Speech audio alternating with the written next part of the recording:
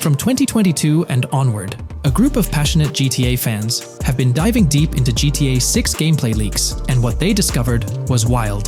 Their mission? They're trying to map out the entire landscape of GTA 6 before Rockstar Games even releases the official game. And guess what? They're actually making some serious headway. This is all about the ongoing GTA 6 mapping project. So, how did this whole endeavor start anyway? It's an interesting story that not many folks are aware of.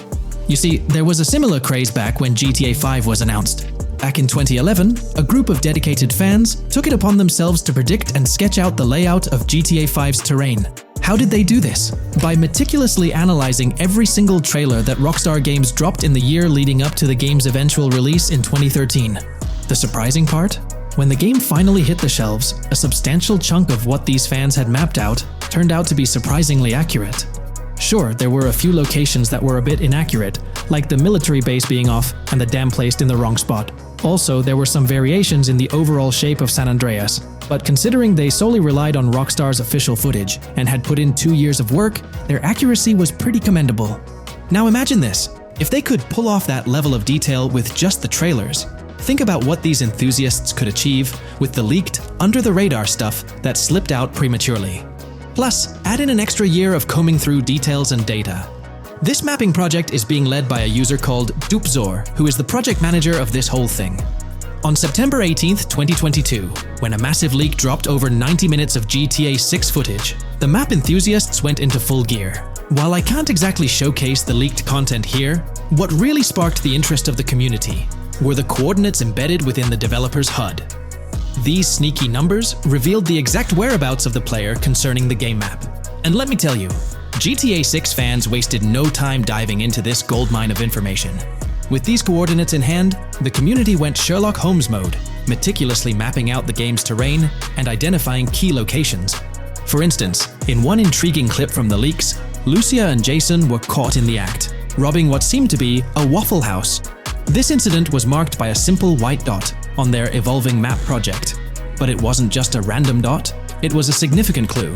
By cross-referencing the coordinates provided in this clip with other glimpses from the leaked footage, they managed to calculate the spatial relationships between different spots showcased in the leaks. This detective work allowed them to gauge distances and plot out the relative positioning of these places within the game world. However, it didn't stop there.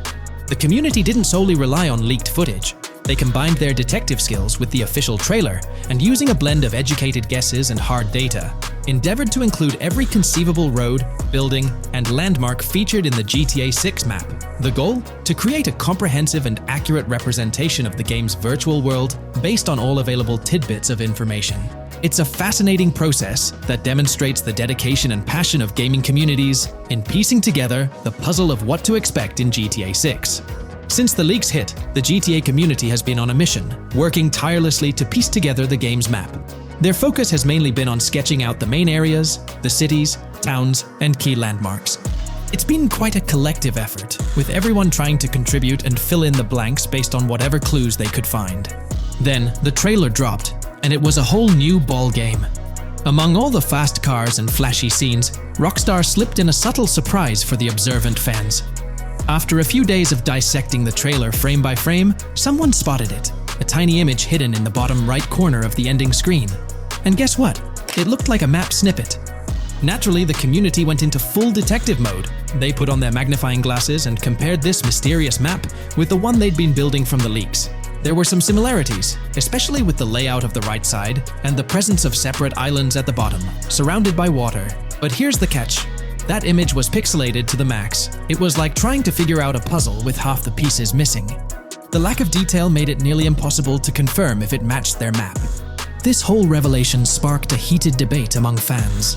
Some folks started wondering if Rockstar deliberately threw this low-res map nugget to mess with their heads. Could it be that Rockstar is messing with the community, leading the GTA 6 mapping project into the wrong path? It's pretty odd for Rockstar to include this map, as it was deliberately placed. When it comes to safeguarding the details of their upcoming games, Rockstar is notoriously tight-lipped. So, when those leaks dropped in 2022, it really threw a spanner in the works for the company. It's kind of a déjà vu situation, considering a similar thing happened back when GTA 5 was in the spotlight. I can't help but wonder if Rockstar did this deliberately, as a deliberate move to shake things up and keep everyone guessing. But then again, we, the GTA fans, are pretty good at concocting theories out of thin air. Now, about that mysterious, highly detailed artwork nestled in the official wallpaper, that's what's really piqued my interest. It's like this odd piece that stands out from the rest, making me think it wasn't just randomly thrown in there. There's gotta be some intention behind it, right? The big question swirling around is whether it's a sly misdirection or a subtle clue for the savvy gamers. But honestly, we won't get any answers until the game hits the shelves, or maybe, if we're lucky, after another sneak peek in a new trailer. The GTA 6 mapping community dove headfirst into dissecting this artwork, but truth be told, there wasn't much to work with. So, they've been sticking to the stuff they can actually confirm.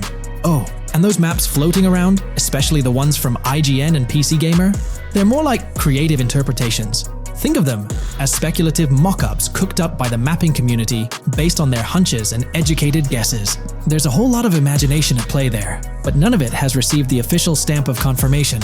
The GTA 6 mapping project might not be dropping any bombshells about unknown locations in the game, especially considering how the gameplay leaks already spilled quite a bit on what's in store.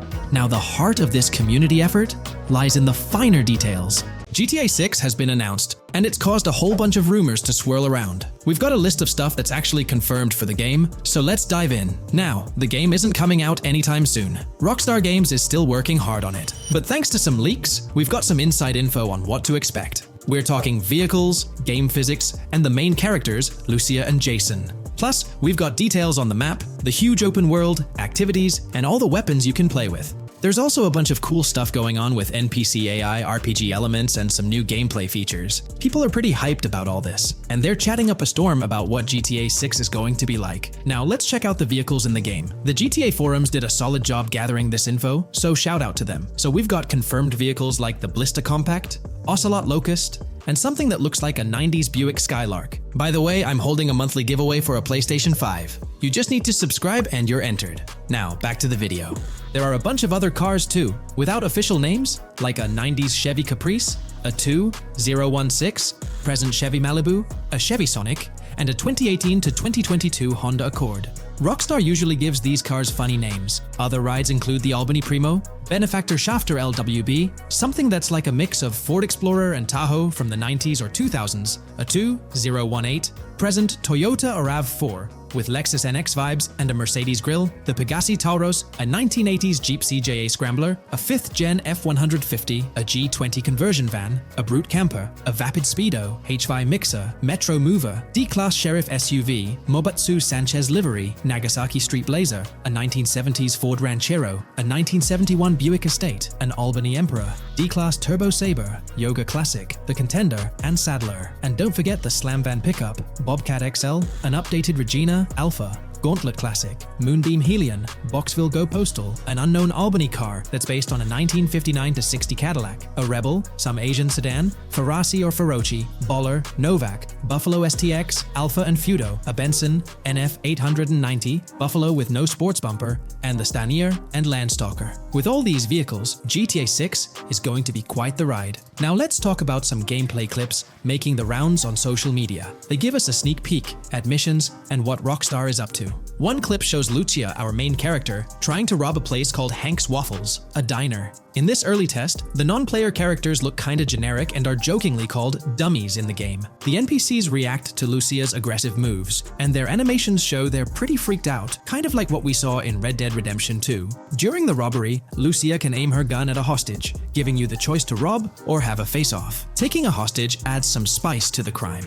Jason, the other protagonist, is there too, and you can interact with both characters during the heist. Jason pushes Lucia to hurry up and make a clean getaway, hinting at a Bonnie and Clyde-style partnership, which lines up with earlier leaks about the game's story. People are even saying that Lucia and Jason look like Eva Mendes and Ryan Gosling from the Place Beyond the Pines movie, but we're not sure if the game's story will follow a similar path. Lucia and Jason look like they're in their late 20s. You can switch between them in the game using the controller's D-pad. When the cops show up, Lucia can threaten another hostage, and it leads to a face-off with the police outside. The outdoor area looks like it's inspired by northern Florida with all the greenery. While trying to escape, Lucia and Jason Jason rack up 2 wanted stars. But instead of a shootout, they skillfully maneuver through parked cars and hijack a police cruiser. You can tell it's an early part of the game from the tutorial-like prompts, including one about the police getting smarter and remembering cars involved in crimes. The clip ends with Lucia driving off in the stolen police car, and Jason assures her they can shake the cops. But their getaway ends with an accidental crash at an old car wash. In the next mission, Jason and Lucia hit up a strip club called Jack of Hearts and run into Dre, who's chatting with another lady. Dre talks about his music dreams and hints at someone named Boopy.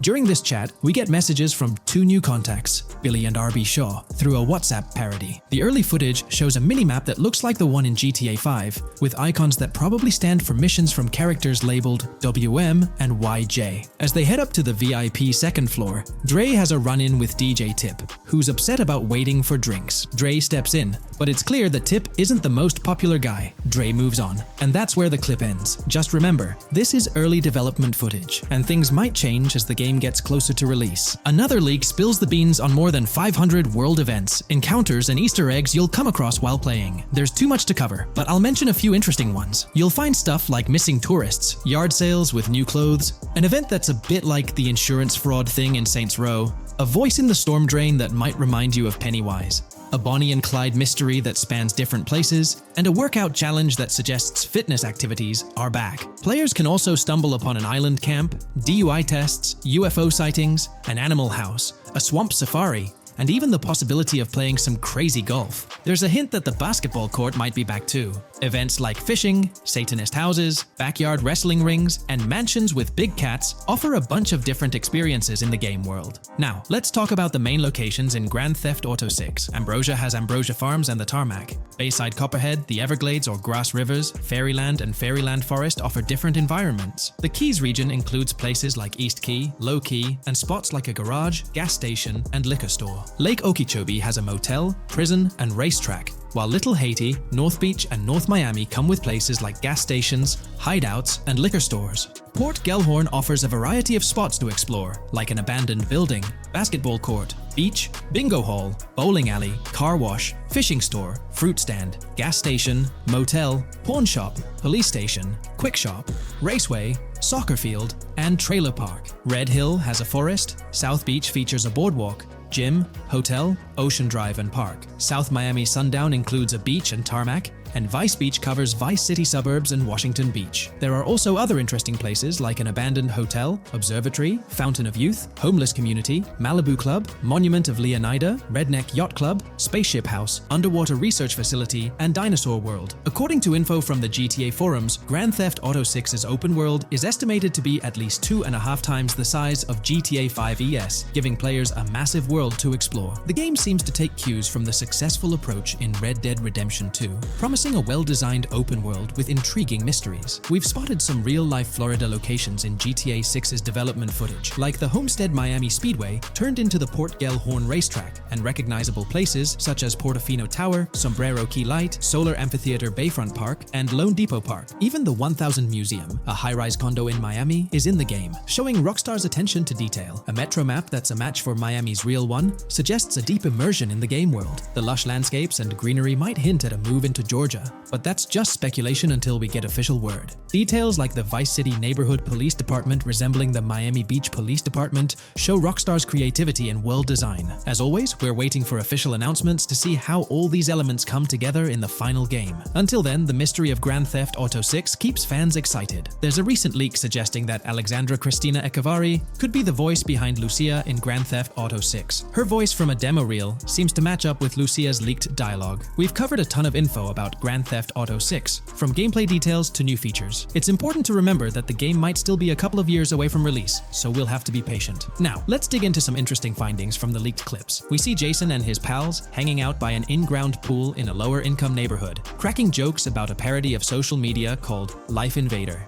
It's all about brain downloading and poking fun at Jay Norris's demise. Classic Grand Theft Auto humor. The leaked clips also give us a peek into early police AI testing, showing NPCs using cover better during gunfights. In one scene, Jason robs a diner worker with an assault rifle, and we see some dialogue options that look like they're from Red Dead Redemption 2, but they might just be placeholders. Jason's new ability to go prone is a fresh addition to the franchise, and a scene in a thrift or antique shop hints at the option for robbery, maybe even a place to sell stolen items, which adds depth to the gameplay. There are animation tests for Lucia and Jason, doing stuff like jogging, stopping, and ducking to avoid gunfire. Rockstar's developers also tested vehicle crashing physics, with a car driving over an overpass. Highway signs mention North Beaches and Lake Leonida on Interstate 97, with the current exit leading to Washington Beach. In another scene, Jason stumbles upon a shipping container full of cash and a motorbike. Various development clips show changes to the inside of a vehicle, suggesting new vehicle designs or customization options for players. Throughout the clips, there are various interactions with NPCs in the open world, like characters taking selfies, which makes the game's world feel more immersive. Another mechanic borrowed from Red Dead Redemption 2 is the ability for characters to pick up and carry bodies, adding depth to the gameplay. We also see other influences from Red Dead Redemption 2 in different aspects of the game. The weapon wheel system is similar to Red Dead Redemption 2 with limited weapons and items you can carry. Lucia has a loot bag that might be used for robberies or stealing stuff from different places.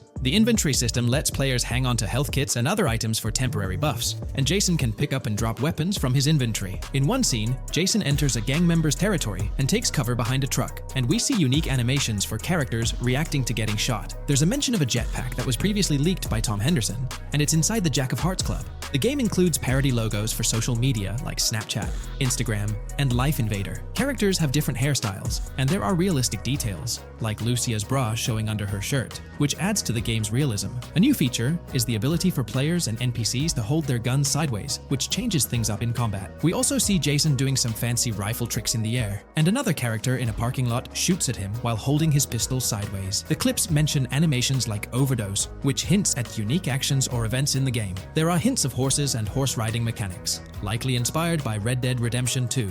The open world is packed with places to explore, like motels, metro stations, restaurants, pawn shops, and supermarkets. Small details like being able to get a gumball from a quick shop machine add to the overall experience. The game adds RPG elements, like managing food, drinks, sweat, fatigue, and even taming animals, which gives players a deeper gameplay experience. There are references to mountain bike ramps and city bike rentals, promising fun cycling activities. The leaked clips talk about loads of weapons, from regular firearms like pistols, shotguns, and rifles, to unusual ones like golf clubs, baseball bats, and crowbars. Players can also use tools like flashlights, binoculars, and lockpicks. Players can stay in motels and hotels, with the Kington Hotel as one option. There's even a pool party with live music for players to attend. References to the Everglades and wildlife like alligators, snakes, raccoons, and birds hint at diverse and unique environments to explore. A cool addition is the ability to shoot while swimming, which adds a new twist to combat situations. With all these elements, Grand Theft Auto 6 promises to be an immersive and engaging gaming experience.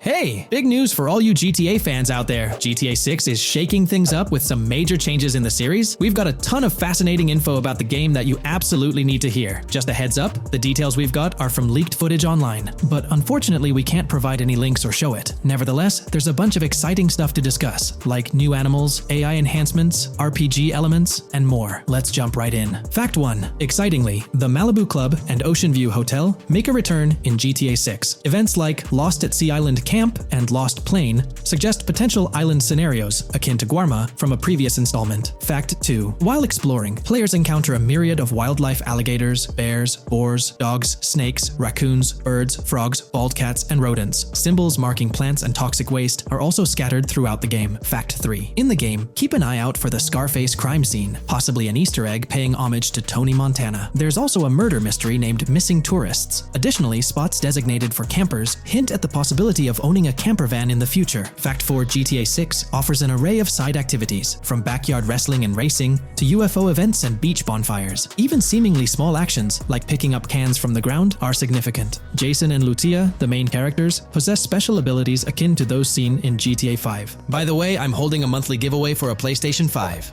You just need to subscribe and you're entered. Now, back to the video. Fact 5. Jason and Lucia's safe house serves as a motel, a central hub for their activities. The game's world features various street gangs, each with its distinct vibe. Characters exhibit different personalities, including romantic, chaotic, cool, pragmatic, and pragmatic, cool. Fact 6. Gameplay enhancements in GTA 6 introduce the option to use zip ties on NPCs for stealth mechanics, alongside the ability to carry bodies, enriching the depth of stealth elements. Fact 7. The gunplay in GTA 6 mirrors the mechanics seen seen in Red Dead Redemption 2 and Max Payne 3. It might be worth exploring those games before GTA 6's release if you haven't already. And activities? GTA 6 offers an abundance, from fishing and wild golf to basketball, football, and soccer. There are gyms for training, a yacht club, and even a racetrack. Fact 8. Prepare for a contemporary setting, post-GTA 5 events. The game meticulously recreates numerous Miami landmarks, such as a grand tennis court, a bustling football stadium, and a lively amphitheater. The map encompasses an airport and a functional tram system with an airport stop. And that's not all.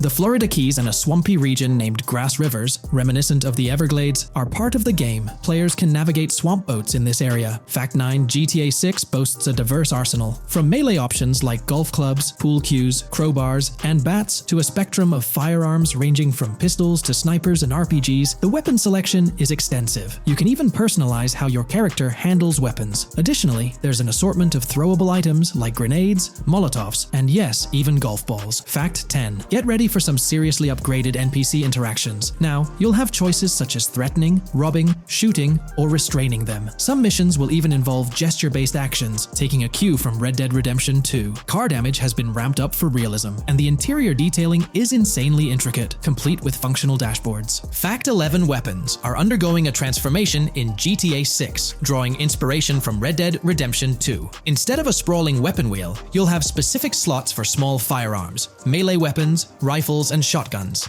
No more unlimited weapons, but you can drop and pick them up along the way. Fact 12. During development, there was a glimpse of Arthur Morgan's hat, although its inclusion in the final game remains uncertain. Players now have the option to surrender to the police during a heist, introducing a thrilling twist. Police response time has been revamped to feel more authentic, featuring a timer that varies based on the severity of the crime. Murder gets a quicker response than robbery. GTA 6 caps the maximum wanted level at 5 stars, and a 6-star level seems highly unlikely in the current gameplay. Fact 13. Let's focus on the characters. GTA 6 introduces us to two main protagonists, Jason, portrayed by Brian Zampella, and Lucia, played by Alexandra C. Echevarri, marking the franchise's first playable female character. You can seamlessly switch between them, and they also happen to be a couple, drawing inspiration from the legendary duo Bonnie and Clyde. Fact 14. Clothing in the game behaves in a remarkably realistic manner. You can accessorize with items like sunglasses, watches, wristbands, and hats, each with various wear styles. The attention to detail is impressive, with sweat, dirt, and wrinkles adding to the overall realism.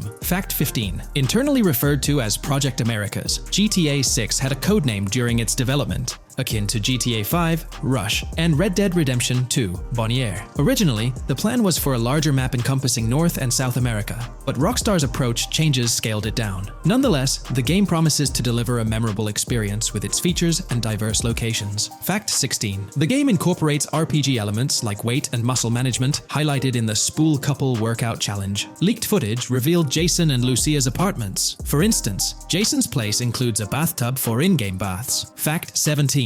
Rockstar plans to continuously introduce new missions and cities post GTA 6's launch. Whether this expansion is for online or story mode remains unclarified. Expect an enhanced cover system, surpassing what we've seen in other Rockstar games. Fact 18. Don't overlook the Kingston Hotel. It's a bustling spot with pool parties and live music, adding vibrancy to GTA 6's world. Fact 19. A significant enhancement in GTA 6 revolves around NPC behavior. NPCs come in varied sizes and shapes, and their reactions feel incredibly authentic. Wave a gun around and nearby folks might understandably panic. The game also features an intricate injury system, including concussions. Fact 20. Now, let's delve into the stunning visuals and exciting new features. Characters will naturally grow facial hair over time in GTA 6. Moreover, the game world will introduce a social platform called What's Up, resembling a playful version of WhatsApp. Excitingly for fans, spoof versions of social media platforms like Life Invader, Facebook, Bleeder, Twitter, and Snapmatic, Instagram, are making a comeback. Fact 21. Let's focus on our main characters, Jason and Lucia, each with their own inventory and a shared one. Your inventory can hold a variety of items like wine, soda, and fruit. Additionally, there's a duffel bag system facilitating easy transportation of supplies and weapons. Fact 22. Rockstar approaches storytelling in GTA 6 with greater caution, avoiding offensive jokes and being considerate about groups that might feel targeted. The narrative unfolds through through chapters, akin to Red Dead Redemption 2's structure. Fact 23 robberies take center stage in GTA 6, spanning from significant heists to smaller scores. There are easy scores like targeting bingo body shops, burnout skirts at Cafe Caraway, clothing stores, food trucks, massage parlors, and more. Moreover, the inclusion of robbing shipping containers elevates the thrill to a whole new level. Fact 24 gameplay takes a significant leap.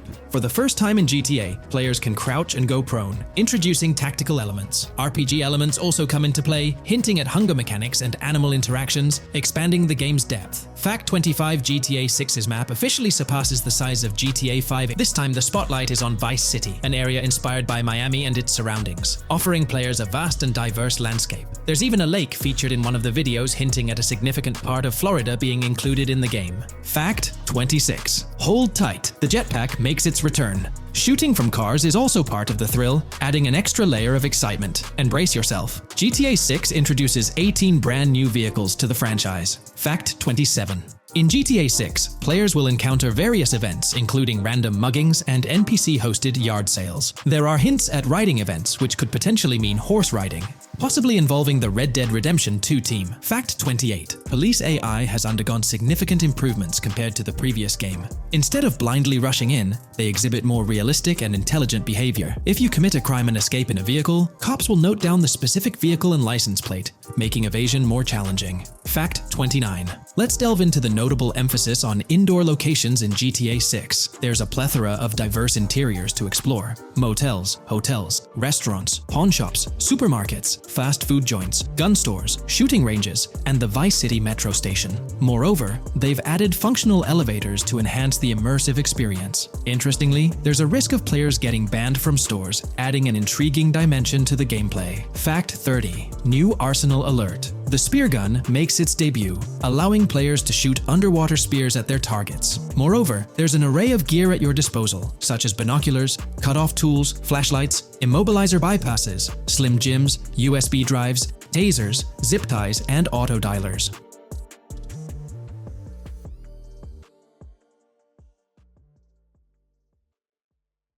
Today's video will delve into the latest iteration of the GTA 6 mapping endeavor. The developers have expanded and refined the GTA 6 map significantly, making it the most comprehensive fan-made project to date. It incorporates all available data from leaks and the initial official trailer. We'll explore the recent updates to the map and conduct a fascinating comparison between the current GTA 6 map and those of previous GTA games. Additionally, we'll examine a fan-created satellite view of the GTA 6 map, along with the inclusion of Tommy Vercetti's mansion spotted in the trailer. All of these elements will be discussed in detail throughout this video. Let's kick things off with the GTA 6 mapping project. Changes have been implemented across all regions of the map.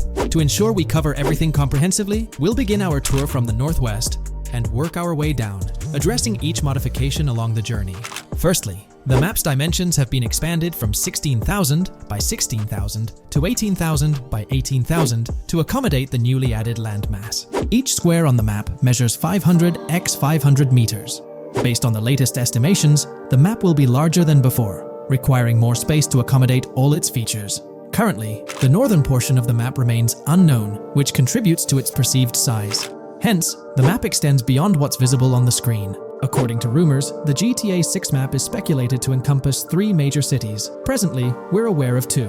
Vice City, the largest city, and Port Gorn, which has undergone further expansion in the latest map update. The third location, Yorktown, is anticipated to be modeled after Tampa. Rumors suggest that it could be the third major city featured on the map. However, at present, there's limited information available about it in the leaks. The only indication we have is a sign displaying New York Tune within Port Gorn. Regarding Port Gorn, details are scarce apart from its name and general location. It's positioned north of Fort Killorn and east of Yorktown. Moving on, we encounter Hank Hill, one of the notable elevations in the game. Despite Florida's predominantly flat terrain, Rockstar has incorporated hills sporadically to diversify the landscape. Adjacent to Hank Hill are the Domed Hills, another series of elevated areas. Notably, the border of a river is highlighted in orange, indicating speculative terrain. Nonetheless, it appears to be situated in the vicinity of Red Hill, a small town positioned near Lake Leonida. The largest body of water, Lake Leonida, sits approximately at the map's midpoint, drawing parallels to Lake Okeechobee in real life. To the north of Lake Leonida lies Fairyland Forest, a wooded area neighboring Fairyland. a playful nod to Disney World. To the east of Lake Leonida, you'll find Ambrosia and Laurel, two additional small towns, along with North Beaches. Heading south from Yorktown, we reach Port Gorn, which has undergone expansion westward. The buildings and roads depicted in black and grey correspond to those visible in leaked footage and the trailer. Roads highlighted in red, along with orange borders, remain speculative. However, the port area shows two speculative buildings and a portion of the border that's confirmed. The Bay Area has seen overall enlargement, including modifications to the speculative islands near Port Gorn. Additionally, a newly added section featuring small islands and a confirmed border indicates further expansion. With these developments, Port Gorn's size may rival that of Vice City. It might not match Vice City's scale, but it could rival, if not surpass, GTA 5's Los Santos, which is remarkable, considering it's our second city on the map. Additionally, the confirmed borders of Port Goro have been adjusted based on new evidence. The remaining areas in Port Goro largely remain unchanged. We still have Han Waffles Diner, surrounded by its buildings and structures, along with Port Gorn Motel, Gorn Bluff, the Pawn Shop, Port Gorn Raceway, Port Gorn Airfield, and the United State Prison. Belleville and Econfina remain situated near Vice City. Now, focusing on Vice City itself, much of it retains its layout from the previous map update. We observed the increasing density of the map, particularly with the Stockyard and Crossdown area now filled in, along with the hotels in the Vice Beach area. The proximity of the buildings to one another is quite striking. Additionally, the buildings on Pelican Harbor Island remain consistent with the previous update. However, there's been a recent discovery. I'd appreciate your thoughts on this matter in the comments below, as it could potentially be significant if confirmed. According to this viewer, they claim to have identified Tommy Vercetti's mansion in the trailer. They're referring to this specific mansion situated on the middle island, directly behind the enormous yacht. It bears a striking resemblance to his iconic abode, raising the possibility that it could indeed be the one. However, it's challenging to make a definitive judgment, since it's nighttime in the footage. It could simply resemble it, but it's difficult to confirm. Nevertheless, it would be fantastic if it indeed makes a return in the game. The recent update brought significant changes to Vice City, particularly with the Vice City port. This is where the scene featuring the bolt shot from the trailer takes place. Now, we have a clearer understanding of its entire border, with some buildings identified. There are two speculative buildings, along with some confirmed ones. The bridges have been updated, and there have been adjustments to the speculated Raya Way. Furthermore, the FLP Solar Amphitheater has been relocated northward based on new evidence. The Vice City International Airport metro station has also undergone updates, aligning with new information from leaks. Notably, the airport now appears more complete, with an additional hangar. These encompass all the changes made to Vice City. Now let's shift our focus to the Grass Rivers, as they've also received updates. The speculative landmass along the west coast has been adjusted to accommodate the map expansion. Notably, the Lake SLW waterway now connects to the Grass Rivers, providing insight into the potential appearance of this swampy region on the map.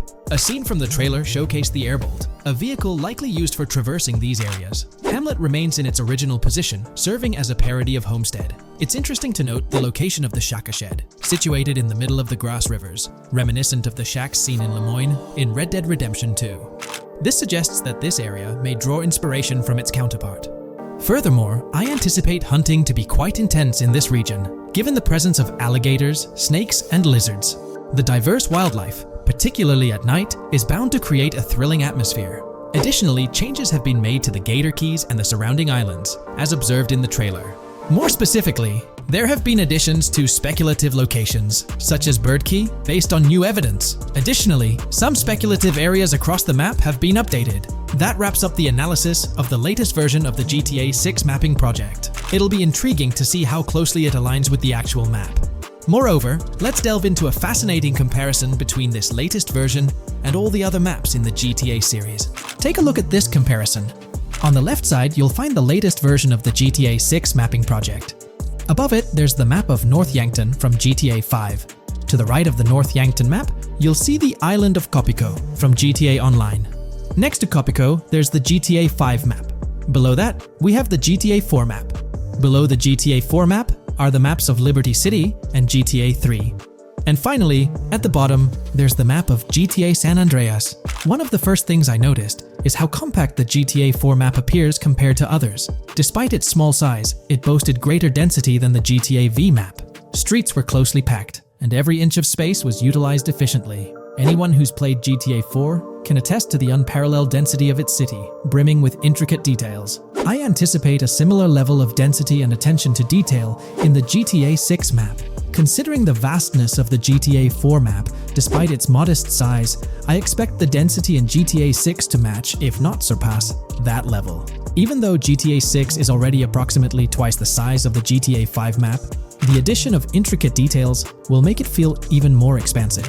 Now, let's examine a comparison between the old GTA Vice City map and the latest version of the GTA 6 mapping project. The old Vice City map has been superimposed onto the new one, allowing for a visual comparison of the two. What caught my attention was the size of the GTA Vice City map, which is quite substantial. However, in GTA 6, improvements are expected across the board. There will be more buildings, positioned closer together, enhancing the overall design and creating a denser environment. I also wanted to discuss a map that's been generating a lot of buzz within the community. Someone utilized images from Google Maps to supplement the mapping project. This method offers a clearer perspective on how the game's environment might appear in terms of scale and layout. While this representation may exaggerate the city's size with an abundance of buildings, it provides insights into the length and layout of highways, which have been overlaid with speculative areas. Additionally, looking at Yorktown, despite the lack of details, its size hints at the potential scale of both Yorktown and Port Gorn. Furthermore, the top portion of the map may resemble the depiction, although details remain uncertain. Considering the vast array of features such as multiple airports, cities, small towns, mountains, hills, and swamps, it's evident that GTA 6's map is poised to be the most impressive in the series. There's little doubt that it will set a new standard. There's been quite a buzz about Jason, one of the main leads in the highly anticipated Grand Theft Auto 6. People are spinning theories left, right, and center, suggesting he might be an undercover cop, an agent, an ex-cop, or even someone with a military background. It's been the talk of the town ever since the first official trailer dropped. Now, I've got to warn you, what we're about to discuss might just spoil a bit of the GTA 6 storyline for you. But hey, if you've been keeping tabs on the GTA 6 grapevine, chances are you've already heard murmurs about these theories. Now, I gotta stress, folks, that as exciting as these speculations are, they're just that, speculations. Nothing set in stone. But here's the deal. There are some interesting things in Jason's outfit, from certain glimpses in the trailers, and Rockstar's promotional stuff, that sort of fuel these speculations. They're like breadcrumbs teasing us about Jason's potential undercover identity. So today, I'm here to unravel these clues and take you through the evidence we've got so far. We'll start with the very first trailer of Grand Theft Auto 6. You know, the one that set the internet on fire? We'll dissect it bit by bit and get into the nitty-gritty of this theory that's got the GTA 6 community all hyped up. And it's not just about the trailers, folks. Oh no, there's a whole treasure trove of articles out there discussing findings made by fans, diving into details, and connecting dots. We're gonna sift through all that too. And hey, while we're at it, let's not forget about the actors. There's been some chatter about who might be stepping into the shoes of Jason in this game. So we'll toss that into the mix as well. There's plenty to unravel, and we're here to explore every nook and cranny of this speculation, piece by piece. So grab your favorite snack, get comfy, because we're about to embark on a journey through the GTA 6 speculations, theories, and rumors about Jason. Let's start off by jumping into this interesting Reddit post. I've seen some speculation that Jason is an undercover cop makes sense since we see first-person gameplay of a police raid. I'm guessing he falls in love with Lucia, and his storm between his duty and his love could be not true, but it seems like it would be a good twist in something Rockstar would do. Okay, let's take a deeper dive into this scene where we encounter these 4 police officers. They're pretty unmistakably cops with that distinct police badge on their body armor. It's crucial to note the small details here, especially regarding their attire, as it might hold some key information. Now, among this squad of officers, there's one guy who stands out from the rest. He's chilling on the far right, sporting a casual white tank top, while the others are all suited up in body armor, their caps turned backward. This difference suggests a hierarchy within the group, making us wonder if this dude's perhaps a higher up or holds a different position within the force. The intriguing part, though, is the context of this scene. It feels like a pivotal moment, almost as if these officers are significant characters in the narrative. But let's pump the brakes a bit. It's all speculation at this point.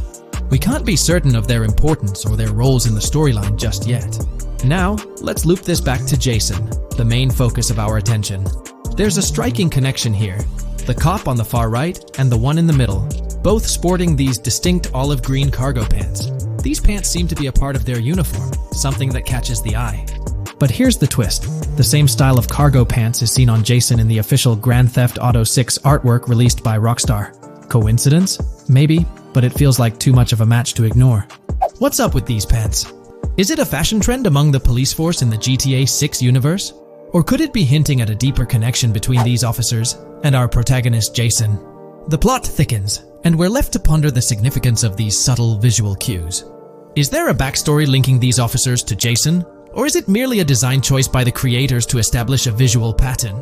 We're left with questions, my friends. Questions that make us itch to uncover more about this intriguing storyline. So, buckle up as we continue this investigation, piecing together clues and theories, aiming to decipher the enigmatic links between these officers and our mysterious main character, Jason. There's a whole world of possibilities waiting to be explored within the realm of Grand Theft Auto 6. Let's dive into this article by Exputer that further supports this rumor. GTA 6 fans have been busy digging into the lore of both protagonists since the trailer dropped. It appears that users may already have found notable details about Jason. A slew of forums and posts have popped up with speculations with evidence that complies with prior findings.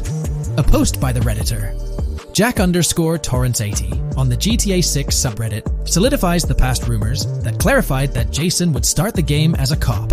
The pants worn by the protagonist in the GTA 6 poster are a part of the official uniform of Miami-Dade Police. The green cargo pants are the same color used by the Miami-Dade Police SWAT team. Additionally, the inclusion of body cam footage in the trailer may also imply his past background as a cop. It is speculated that he was dismissed from the service during the events of the game, having to continue his life as a petty thief. In the side-by-side comparison, you'll notice something intriguing. Those pants on the right in the image are an exact match to the ones worn by those police officers in the trailer clip. The detailing with those black bands and the gun holsters, it's all there. But here's where it gets interesting. Jason, in the official artwork, doesn't seem to have any of those gun holsters. It's as if he decided to part ways with that gear when he left the police force, holding onto only those distinctive pants. Now, about that white tank top he's sporting in the artwork, it bears a striking resemblance to the one worn by the cop, positioned on the far right in that clip. It's these little connections that make you wonder if there's more to it than meets the eye. Could it be a deliberate choice by the creators to hint at Jason's past, subtly linking him to the law enforcement world? Or is it just a coincidence? In the comments of the Reddit post, a user says, he is probably a dismissed cop or soldier, got too desperate and started to do petty crimes. Lucia brings him the local connections and scores, and he uses his former police training skills in weaponry and vehicles. A dismissed corrupt cop or soldier, a freshly out of jail ex-prisoner.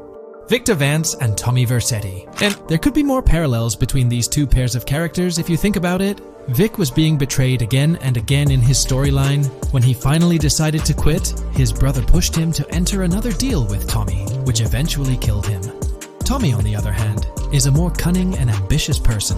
He promised Rosenberg to leave him a piece of his Vice City empire, but later abandoned him and left him exiled in Las Venturas. These observations really bring up some compelling comparisons, especially when looking at Tommy Vercetti and Victor Vance from previous GTA installments. There's a chance we might see echoes of similar themes or storylines reflected in GTA 6, which lines up nicely with what Rockstar teased in the trailer.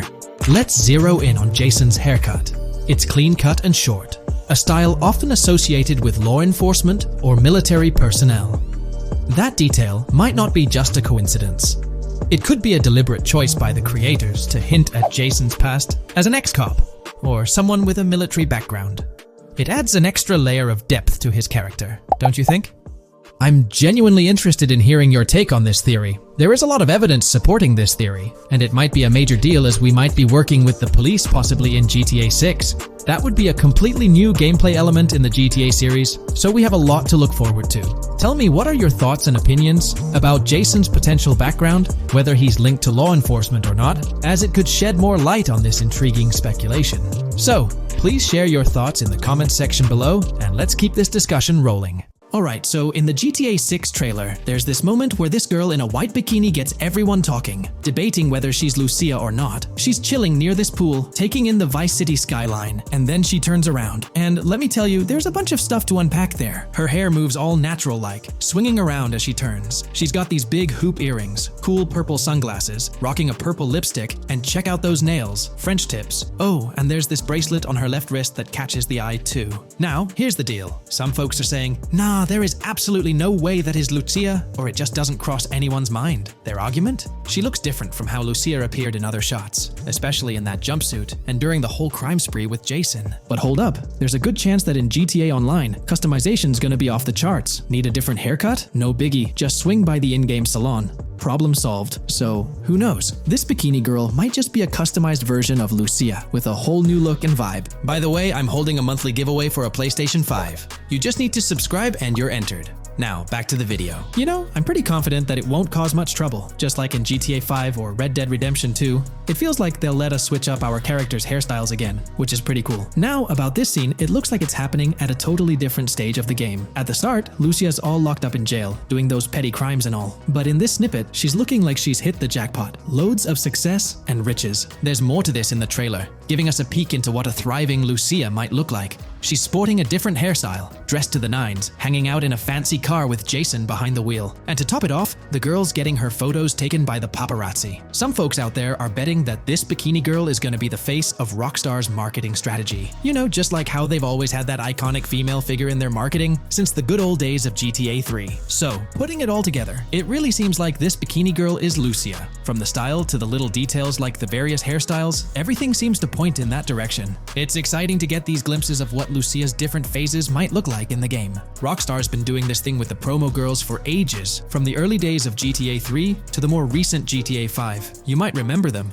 The girl in the bikini holding the martini glass, or the San Andreas girl leaning over at the Vinewood sign with those shades. They've always had these distinctive figures for their marketing. A bunch of people are pointing fingers at this bikini girl, saying she's the new Rockstar promo face, but I've got my money on Lucia. Take a look at those birthmarks and accessories, those little marks on her face and arm. They're pretty similar to what the bikini girl's got. Sure, some aren't super clear, but makeup or sun exposure could easily cover them up. And those earrings and bracelets, they match up pretty well with all the girls who look like Lucia. Even if some shots might leave room for doubt, like the one where she's driving that fancy car. I'm pretty convinced it's Lucia. Jason's checking her out, the accessories are a close match, and her facial structure lines up. Not to mention, her body shape, facial features, skin tone, hair length, and color, pretty much all of it lines up perfectly. In that scene, the way the bikini girl moves seems a bit forced, like she's intentionally flipping her hair or something. So maybe it's part of a mission, Lucia trying to blend in at some event to gather info, or pull off a heist. Or perhaps it's one of those moments where she's at the top of her game, all successful and loaded. Oh, and that bikini she's wearing? It's from the Santino brand, which first showed up in GTA 5. So, in GTA Online, we've got this whole range of clothing options, right? There are jackets, shoes, and some of them even parody luxury brands like Louis Vuitton, which is a real high-end clothing and accessories label. Now, some people are throwing around this theory that the bikini girl might be a returning character from the old GTA Vice City like Mercedes Cortez. But honestly, that's way off. Vice City was set in the 80s, and GTA 6 is gonna be in the present, like probably around 2023. So the timelines just don't add up.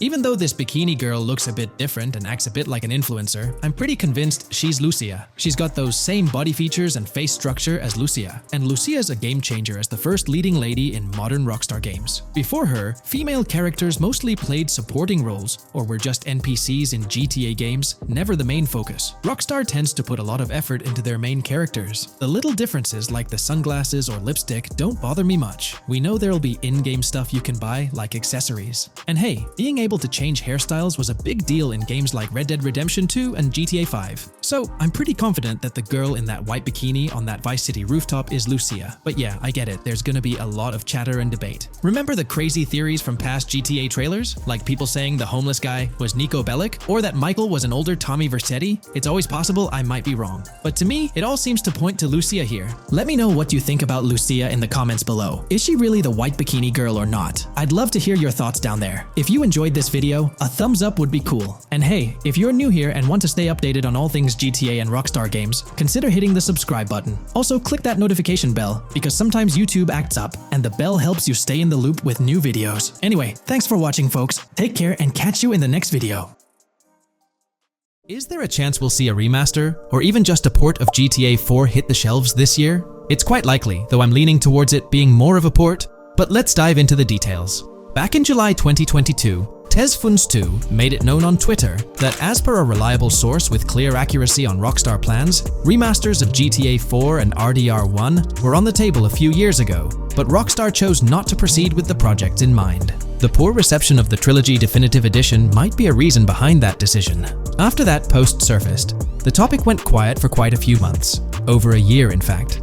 Then, out of the blue last year, Rockstar Games dropped the bombshell and revealed a fresh project in the Red Dead Redemption universe. Although there hasn't been an official announcement regarding the GTA 4 remaster, there are indications pointing towards the existence of such a project, with a potential release date as early as March 2024. Take-Two, the parent company of Rockstar Games, had previously hinted at having 2 re-releases in the pipeline, set to launch by that specific month. The original Red Dead Redemption was among the 2 games mentioned, leaving room for speculation that the other could potentially be GTA 4, while it's also plausible that this could be an entirely different project unrelated to the Grand Theft Auto franchise. It's worth considering. This isn't the first time there have been murmurs about a GTA 4 re-release or remaster. Returning to the Red Dead Redemption 1 port, unfortunately, it wasn't the news fans were hoping for. Instead of a full remake or remaster, the developer revealed a port with no new content. Typically, when people hear about a remaster or remake, they expect incredible graphic improvements, higher resolution, better quality textures, and advanced graphical effects like ray tracing. Contrary to these expectations, many argue that this game needs significant improvements, particularly concerning inconsistencies in the story. In 2018, Red Dead Redemption 2 was released as a prequel, introducing story elements that created inconsistencies with the first Red Dead Redemption, where major characters like Arthur Morgan were never mentioned. When Rockstar opted for a port instead of improving the game, which was already 13 years old, disappointment arose. The desire for a remaster or remake persisted, fueled by rumors since 2021. These speculations continued until the summer of 2023. The uncertainty around whether a remake was genuinely being considered remains, with some recent rumors possibly being misunderstandings about the port project. It's been speculated that the cancellation of a Red Dead Redemption remake or remaster might be attributed to the poor reception of GTA, the Trilogy, the Definitive Edition. Alternatively, the developer could have redirected resources towards the development of GTA 6. Regarding GTA 6, in December, we were finally treated to the much-anticipated trailer for the upcoming installment. However, it came with a significant letdown: the announcement of a 2025 release date. As we approach the end of 2024, this seems like the ideal time to introduce a new game under the GTA banner to keep the franchise vibrant. Hence, a port of GTA 4 appears fitting for this year. Most players familiar with GTA 4 acknowledge the aging of the game. Despite being ahead of its time upon its 2008 release, over 15 years ago, it's showing signs of wear. Notably, the PC version faced persistent performance issues, maintaining its reputation as one of Rockstar Games' worst optimized titles. The irony lies in the fact that, despite these problems, GTA 4 is widely regarded as one of the best entries in the Grand Theft Auto series. Understanding the poor optimization of the PC version remains a mystery.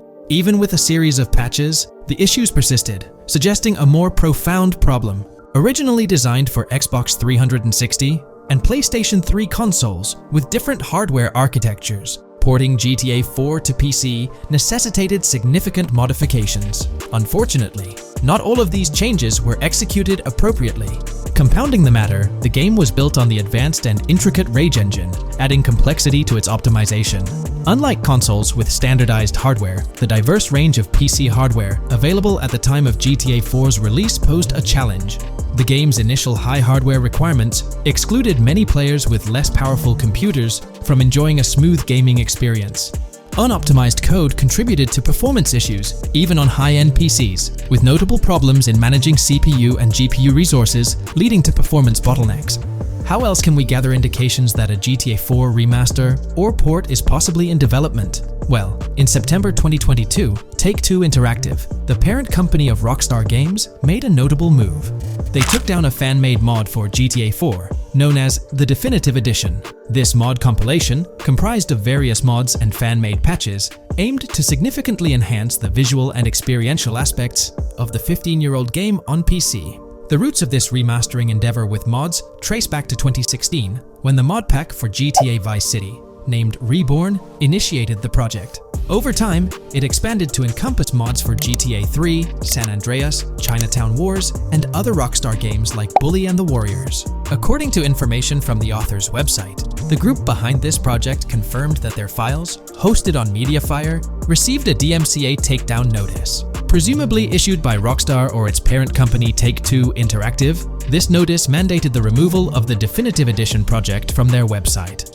This development was communicated through a tweet from the Definitive Edition project. Bad news, guys. Appreciated if you got PPL to raise awareness. Spread the word as much as possible. I knew this day was coming. Here we are with a DMCA by Rockstar, I assume, on our GTA 4 Definitive Edition patch. Well, I suppose we need to remove all GTA 4 related stuff from the website. Curiously, from what I understand, the takedown specifically focused on the GTA 4 mod. As of now, the original trilogy mods on the site remain untouched, but the project doesn't express a high level of confidence in the longevity of these mods being available. No DMCA for the original trilogy yet, just GTA 4. So for now I think the trilogy is safe. Just enjoy it when you still can, they wrote. This isn't the initial instance of Take-Two Interactive taking action against mods. Their track record indicates a protective stance towards their intellectual properties.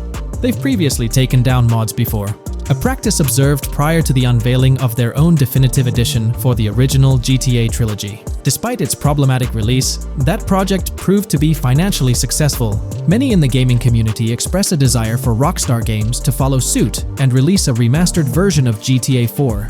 Similar to what the studio accomplished with the trilogy. Xbox One, Series X and S users currently enjoy the luxury of playing GTA 4 through backward compatibility.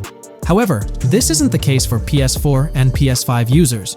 Should Rockstar opt not only for re-release support, but also for substantial changes to the game, there are certain aspects of GTA 4 that could benefit from improvement. First and foremost, graphics are an apparent focal point, a common aspect of remasters to enhance the visual experience. It's worth noting that beyond the expected graphical upgrades, GTA 4 might require more nuanced improvements. One aspect that garnered criticism was the peculiar yellow filter present in the original game, making everything appear dull. This yellow tint, a characteristic of the late 2000s and 2010s, was often disparaged when employed in video games. For an open-world game like GTA 4, many argue that this filter made little sense. Various graphics mods for the PC version, such as the Ice Enhancer 4, have demonstrated that Liberty City can maintain its gritty atmosphere without this filter. For a glimpse of what a GTA 4 remaster could potentially achieve, the Ice Enhancer 4 graphics mod offers an illustrative example. Developed over several years by the skilled modder Haysam Keelani, this fan-made graphics overhaul aimed to elevate the game's visual experience well beyond its original state. On the flip side, individuals who have a fondness for the original yellow filter in the game may not find favor with this mod. If Rockstar opts to stay faithful to the original and preserve the color scheme, it would still be beneficial to update the environmental textures. Over time, these textures have aged considerably, featuring a noticeably low resolution that now appears outdated. Moving on, one of the most memorable aspects of GTA 4 is the recurring scenario where Roman calls Nico to go bowling. Nico, it's your cousin. You want to shoot some pool? Roman, I can't talk now. Damn! This feature, while often considered a source of humor, can be somewhat bothersome. Nico's friends frequently reaching out for social activities can prove distracting, especially during critical missions or while immersed in the exploration of the open world. Rejecting these calls actually decreases your relationship with that friend, impacting specific benefits they offer. GTA 5 addressed this issue by making interactions with friends more user-friendly, introducing new activities to engage in. Incorporating similar friend activities in a remastered version of GTA 4 would be a positive and welcome addition. Another area of improvement is clothing and customization. The clothing options for Nico in GTA 4 are quite limited. Notably, the game lacks the iconic fingerless gloves seen in promotional art and trailers. A remaster could rectify this, especially considering the community's disappointment over their absence. Additionally, though hairstyles were planned, they were not included in the final game, as evidenced by the presence of barbershops in the game files. A remaster could enhance clothing options and introduce hairstyle changes, mirroring the customization available in GTA Online. Unlike GTA San Andreas or GTA 5, GTA 4 lacks car customization features. Players can only randomly change their vehicle's primary color at a pay and spray. While this might not have been a significant issue in earlier titles like GTA 3 or Vice City, it does feel like an oversight in a more modern title like GTA 4. A remaster could bring in more extensive vehicle customization options.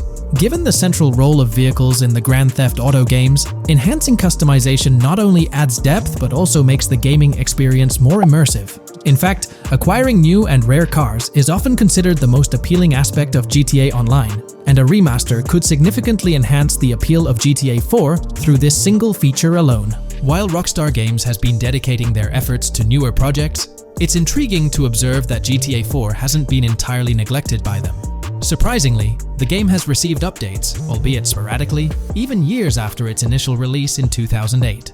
A notable recent update, released in 2023, caught many fans off guard. This update primarily focused on security, aiming to safeguard the game's source code from potential leaks. It's interesting to reflect on the context surrounding this security update. Since Rockstar Games removed the multiplayer aspects of the GTA 4 Complete Edition on Steam and their launcher in March 2020, the need for such security measures raises questions.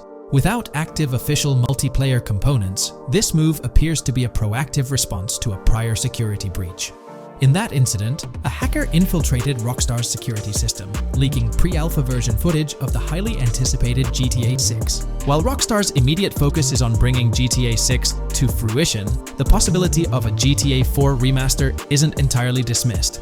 There's a genuine belief that something related to GTA 4 is in the works this year. If not, the prospect remains open for the future, potentially after the release of GTA 6. The year 2028 marks the 20th anniversary of GTA 4, presenting a considerable time frame. Although it involves patience, the wait could be worthwhile if Rockstar decides to give GTA 4 the remaster treatment it deserves. It's crucial to acknowledge the dynamic nature of the gaming industry, with Rockstar consistently pushing boundaries with each release. By the time a potential GTA 4 remaster materializes, we might witness a game that not only enhances the original but also leverages the latest advancements in gaming technology. Today's video dives into the NPC AI patent, focusing on virtual navigation in Grand Theft Auto 6. This patent sheds light on the intricacies of in-game traffic, promising a heightened level of realism compared to previous iterations. We'll explore the notable enhancements Rockstar has implemented, creating a more sophisticated system that elevates the gaming experience. By examining various sources, we aim to provide a comprehensive overview of this navigation system, offering insights into what Rockstar has in store for NPC navigation in GTA 6. Let's delve into the details of this intriguing patent. System and method for virtual navigation in a gaming environment. Let's break down this patent for a moment. Essentially, it gives us insight into how non-playable characters operate within the game environment. They explain that NPCs' actions are controlled through artificial intelligence, allowing for real-time decision-making based on preset algorithms.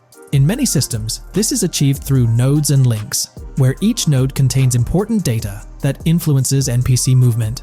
For example, in a game involving vehicles, this data could include factors like vehicle speed, lane width, road type, and number of lanes. Now, these nodes are essentially waypoints that NPCs follow to navigate from one point to another. In simpler sections of the road, these nodes might be connected linearly, guiding NPCs straightforwardly. But in more complex areas, like junctions, the nodes become more intricate. Take a basic intersection, for instance. A vehicle approaching it would have several exit options, leading to a branching network of nodes. In older systems, like the one used in GTA 5, NPCs might make decisions at these junctions based on simple rules, sometimes leading to behaviors that seem a bit random.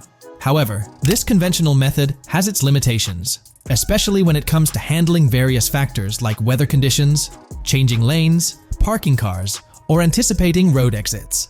In these situations, the old system could falter, as NPCs might not adapt well to the dynamic environment. One downside of the node-based system is its limited capacity to replicate real-life factors that humans naturally consider. Another drawback is its constraint in automating NPCs effectively. Due to memory and processing limitations, only a set number of NPC-controlled cars can be spawned in the game. Naturally, players crave a more immersive experience with a greater number of NPC-controlled cars on the road. Moreover, in conventional systems, NPCs often repeat the same actions, and some may even disappear as players get closer to them. Additionally, in GTA 5, the system relies on local traffic avoidance for NPCs to steer clear of collisions. This means that NPCs continuously scan their immediate surroundings each frame for any obstacles like vehicles, pedestrians, or objects. Using a front-facing polygon, they gather data about the road layout and calculate the optimal steering angle to dodge obstacles or stay on the road. It's worth noting that this process occurs independently for each frame, without any reference to previous frames. This results in slower detection, as the system may not recognize a road blockage promptly. Instead, it interprets the obstruction as something to be avoided, without distinguishing it as a complete road blockage.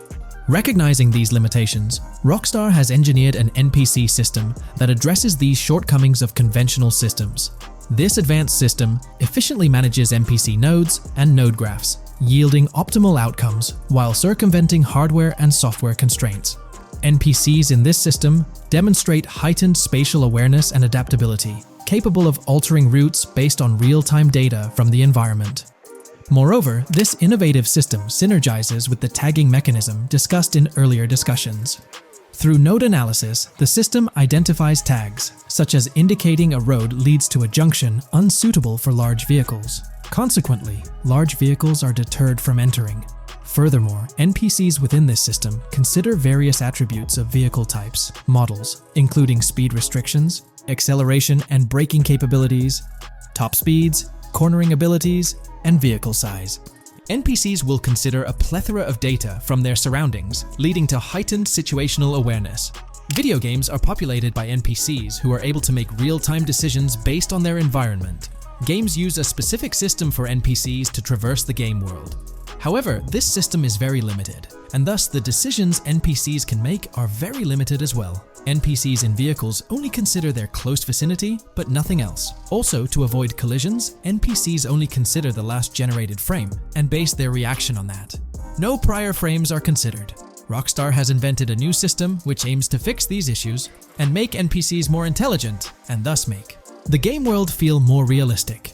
NPCs can now consider factors like traffic, as well as account for changing lanes when parking cars, anticipating a road exit, weather conditions, and the like.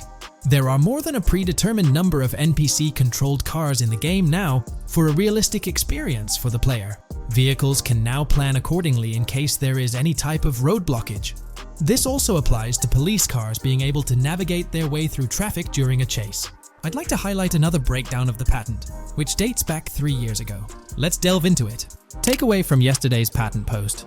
I've read over the patent post from yesterday, and I noticed a lot of people missed the most exciting information in it. I'll sum it up in non-technical language. It's essentially a method to improve vehicle AL when driving currently. When NPCs drive on the road, they can sense a few cars around them to determine crashes or other things to drive around. This is dumb AL, as it has very few factors to take into account, and requires a lot of computational resources. This is why vehicles despawn when far away to free up the CPU. Rockstar's patent describes a system that primarily will change this and give NPCs more situational awareness. They will essentially have an objective of navigating from one location to another. Simplified, but is essential in making routines similar to RDR2, and be able to take into account other external factors. Coolest of all, NPCs will still exist when your game isn't rendering them in this implementation. Specific examples mentioned by Rockstar state they will be able to use weather conditions, traffic, and crashes to determine where to go. Some areas might be dangerous in the rain, they might avoid it. If an area has too much traffic, they will avoid it. Possibly destructible environmental areas could be reacted to. Similar to bridges in Just Cause, this point is speculation, however. Cars will also be able to take into account number of lanes and speed in their decisions. NPCs will be also able to take into account high-speed chases and be able to navigate if they themselves are speeding. There will also be other reactions that are mentioned specifically, such as changing lanes before a highway exit appears, and as Rockstar puts it, driving slower on residential-type roads, or having to perform certain maneuvers to avoid oncoming traffic on single-lane streets. The large part they also mention is this implementation uses a lot less processing power. The NPC schedules can be relayed by a central server. They could possibly use the console itself as well, and it doesn't require the same constant surrounding analysis. As previous Rockstar mentions, this will allow them to have denser traffic with the same resources. A large aim also seems to be realism. Rockstar's patent mentions realistic reactions to various factors as being the main intent. For example, NPCs will each have different driving ability levels based on the driver and the car. Essentially, each driver will have its own profile and have unique driving characteristics as well as skill level. Some might speed, others might not. Each vehicle will also affect the driving of these drivers. We're eagerly anticipating the debut of this new system in action in GTA 6. Share your thoughts in the comments section below. In today's GTA 6 video, we're discussing how much money Rockstar Games has made from the first trailer released back in December. We'll also cover Rockstar's plans for the next trailer and their potential strategies for cross-promoting GTA 6. There's a lot to talk about, so let's get into Rockstar's promotion tactics for GTA 6 and when we might see a second trailer. First off, the timing of the next GTA 6 trailer is closely tied to GTA Online's upcoming update. Whether it's just a coincidence or a smart marketing move, this is a strategy Rockstar has used before. For example, they released GTA Online's Winter-December DLC a week after the first GTA 6 trailer. This timing helped make it the most viewed GTA Online trailer ever, even beating out the reveal trailer for Red Dead Redemption 2. If Rockstar decides to use the same approach, we might get some new Grand Theft Auto 6 details next week. This could be a second trailer, some screenshots, or additional information about the game.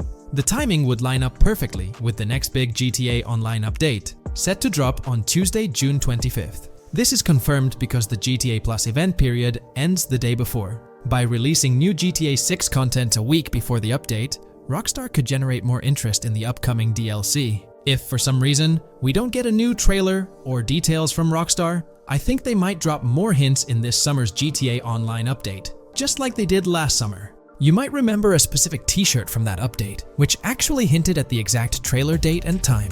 It had symbols from the Zancudo basement with a cryptic message that translated to, "One day we'll reveal all." It does make you wonder if Rockstar will include some teases or cross-promotion in this update. Now that GTA 6 is officially announced, they might do something similar to a few years ago with GTA Online and Red Dead Redemption 2, where treasure hunts let you unlock weapons in GTA Online and receive them in Red Dead Redemption 2 when it launched. Speaking of GTA 6 trailers, here's an interesting fact. Rockstar Games has made a ton of money from the trailer on YouTube.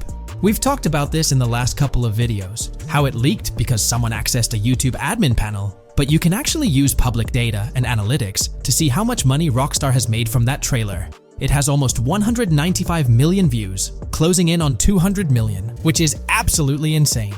Rockstar Games has made nearly $1 million from that trailer alone. The craziest part is that even though the trailer doesn't have ads, Rockstar Games still earns money from YouTube Premium users. While this isn't a huge portion of the population, it generates revenue based on watch time. From that alone, they've nearly made $1 million. Imagine if they had actual ads on the video, they'd be making even more. But $1 million just from premium users watching it is still pretty wild. In the grand scheme, it's a small amount for Rockstar and just a drop in the bucket compared to how much they'll make when GTA 6 actually releases. Still, it's an impressive stat for a trailer that Strauss Zelnick says has repeatedly broken the internet. All this excitement around GTA 6 is also boosting their parent company, Take-Two Interactive, with a substantial jump in stock price. According to Investing.com, an article published a few days ago states, "The hotly anticipated release of the latest installment of Take-Two Interactive's mega-popular Grand Theft Auto franchise should fuel a substantial uptick in bookings and profitability at the video game maker," according to a JP Morgan analyst's note to clients. The analyst added that the gaming sector is increasingly focused on maximizing the success of proven titles, saying, "Consumer engagement and publisher resources have consolidated around the largest gaming franchises. They believe this trend favors the biggest players in the industry, with the biggest hits likely to get bigger and mid-tier games likely to struggle as competition costs increase. For this reason, investor expectations for GTA 6 are high, given the success of prior releases like GTA 5 and Red Dead Redemption 2. Analysts anticipate that GTA 6 will drive a significant increase in bookings and profitability for Take-Two and potentially boost its valuation. They reiterated their overweight rating for Take-Two and raised their December 2024 price target from $180 to $200. All this is great news for the gaming industry. Confidence in Grand Theft Auto 6 and Take-Two Interactive is growing, both among industry insiders and on Wall Street. It's just positive news all around. On another note, I initially thought GTA 6 would dominate the scene in 2025. causing other developers and publishers to steer clear. But that's not the case. Recently, at the Xbox Games Showcase, several amazing titles were announced, some set for 2024 like Call of Duty Black Ops 6 and Assassin's Creed Shadows. Interestingly, many other titles are now slated for 2025, meaning they'll be directly competing with GTA 6. Let's go over some of those anticipated titles. We've got some major hits like Doom, The Dark Ages, Death Stranding 2, Monster Hunter Wilds, Little Nightmares 3, Fable, Judas, the new Switch 2, and its launch games Expedition 33, Ghost of Tsushima 2, Civilization 7, Atom Falls, Spider-Man, Venom, and many more. And we haven't even seen Nintendo's lineup yet, which we'll find out at Nintendo Direct. There could also be surprise contenders like another Naughty Dog game. 2025 is shaping up to be an incredible year for gaming, possibly the best ever. And of course, GTA 6 will be a major highlight if Rockstar sticks to the fall 2025 release date. I'm confident they will, especially after that internal delay. This way, they avoid a public delay, which would have happened if they initially aimed for early 2025 and then had to push it back. One thing I'd love to hear from Rockstar next is when we can pre-order the game and get a more specific release date. I'm really looking forward to when the marketing period kicks off. I'd love to hear your thoughts on everything we discussed today. Do you think we'll get new GTA 6 trailers, info, or details from Rockstar soon? Let me know in the comments below. In today's video, we're delving into the character creation aspect of Grand Theft Auto 6 and exploring how in-game NPCs will be generated. We'll take a look at a recent patent filed by T2 Interactive, the parent company of Rockstar Games, which sheds light on the character creation process within the world of GTA 6. The patent reveals details about a new system developed by Rockstar Games, designed to streamline character creation and leverage the capabilities of current generation consoles more effectively. As game worlds grow in size and complexity, filling them with diverse and compelling characters and environments becomes increasingly challenging. Artists are tasked with creating every individual in-game object, from characters to buildings and interiors. As these worlds expand, the computational and design efforts required also increase.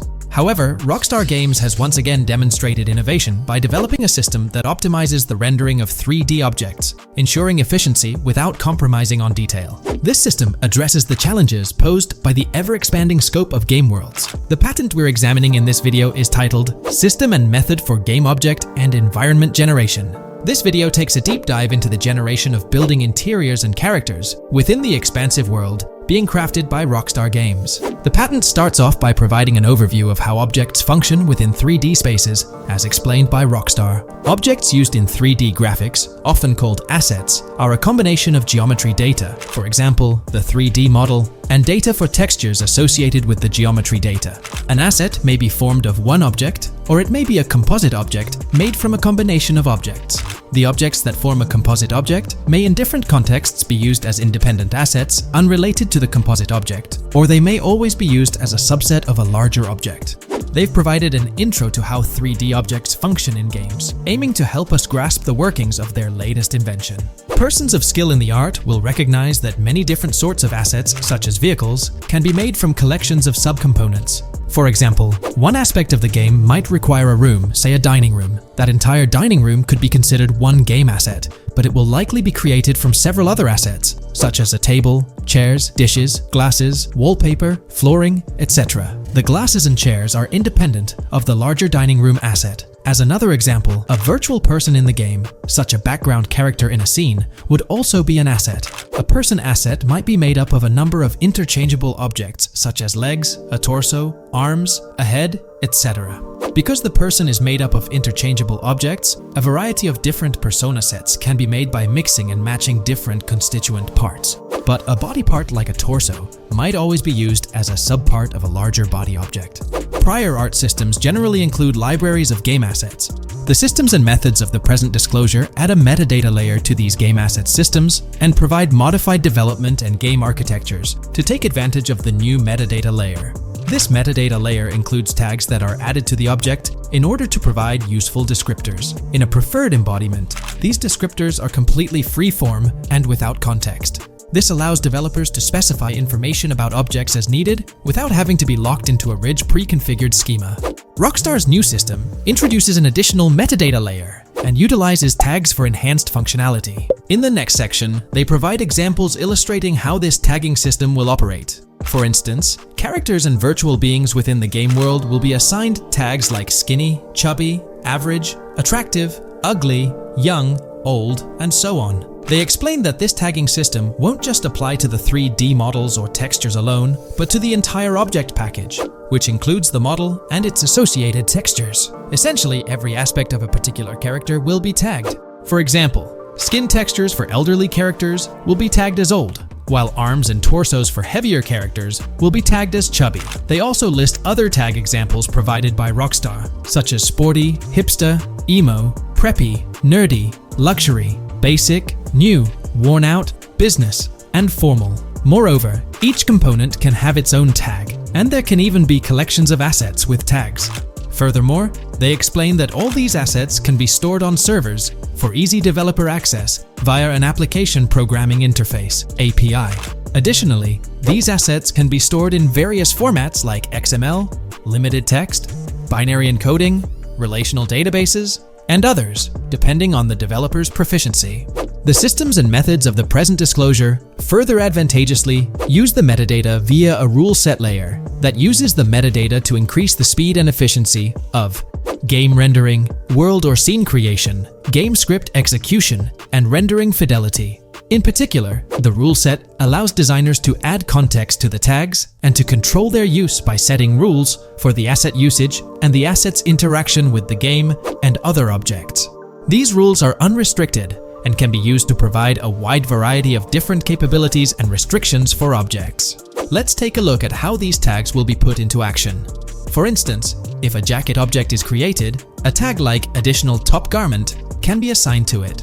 Then, during gameplay, certain rules might search for this specific tag to identify objects like jackets. Furthermore, in a cold setting, the character's health stat may decrease at a slower rate because the character stays warm with the additional top garment. Moreover, the additional top garment tag could enhance rendering efficiency. For instance, if a character wears a shirt underneath a jacket, the shirt occupies memory space. Since the shirt is mostly covered by the jacket, Rockstar plans to replace the full shirt with a smaller texture, only containing the visible parts under the jacket, thus conserving memory. The combination of tags and the rule set can also be used advantageously for procedural generation of game objects and environments. For example, a game scene could be created in a game script by calling assets based on tags, rather than calling the assets explicitly. For example, if the game scene called for virtual characters in a movie theater, the game designer could simply specify a need for predetermined X number of characters with casual dress.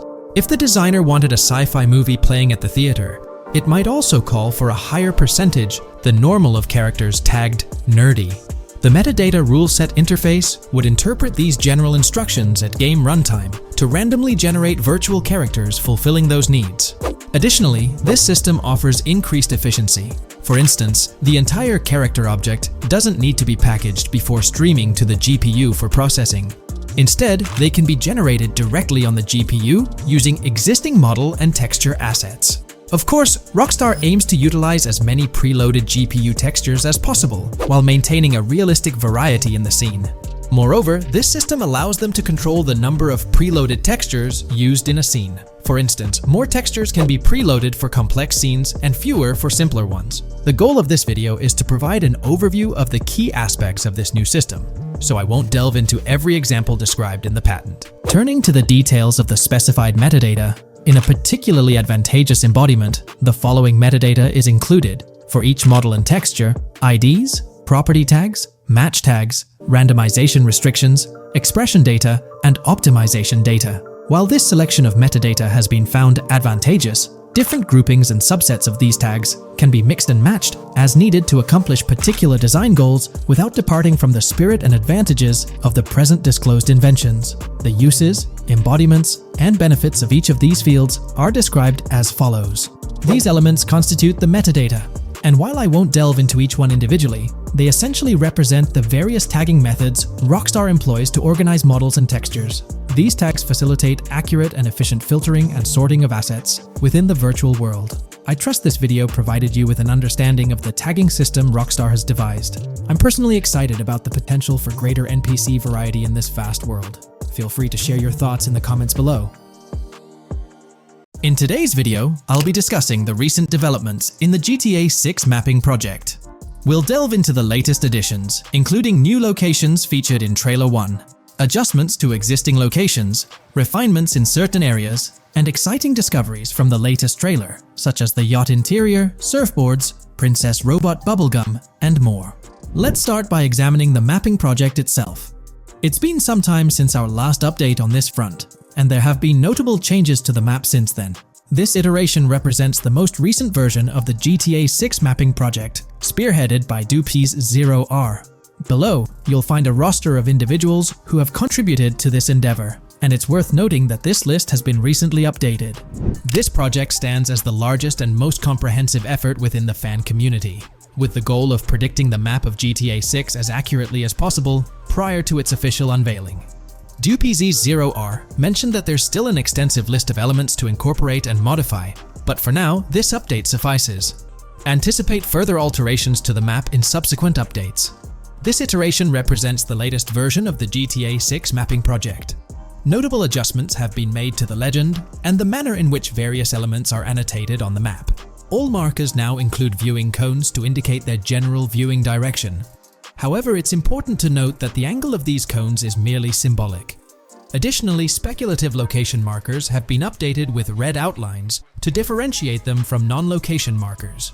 Furthermore, coordinate markers now display their corresponding clip names for easier identification. Changes have also been made to the naming conventions in the key section. For instance, you'll notice that the markers now include the names of the clips they are derived from. Let's delve into the alterations specific to Vice City. The angles of Rock Ridge and Stockyard have been tweaked to align with calculations/evidence and to better match the coordinates. By observing the outlines, you can see that both the Rock Ridge and Stockyard areas have been subtly adjusted, ensuring a more cohesive layout. There's a noticeable improvement in alignment. A notable update to the map is this section here.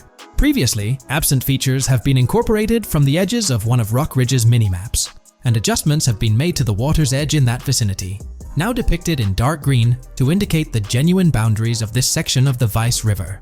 Additionally, several buildings in the Rock Ridge area have been identified, including the Rock Ridge Community Research Center, Miami Police Department, Venture Apartments, Orange and Pink, 7071 Warren Thacker Manor, inspired by Martin Fine Villa, Palace Cafe and Diary, all sourced from leaks.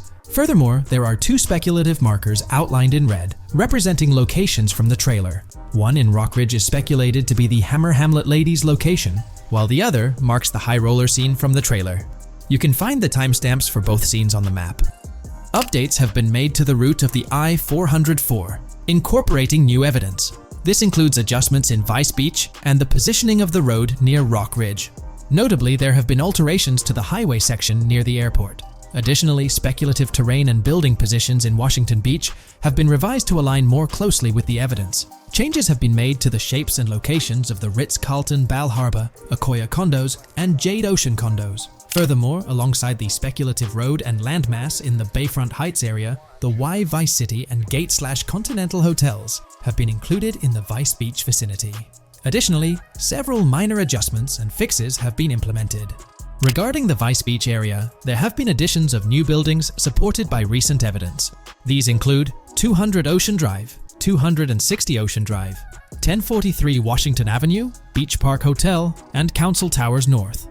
Moreover, over at Brickell Key Island, two new buildings, Brickell Key 1 and Brickell Key 2, have been introduced. Additionally, corrections have been made to the names of the Tequesta Point locations, accurately reflecting their respective positions. Now, let's shift our focus away from Vice City. Firstly, an error regarding St. Joseph has been rectified. Previously labeled in purple, it should have been marked in red to signify that this name hasn't been confirmed in the leaks, but is either speculative or based on real-life data.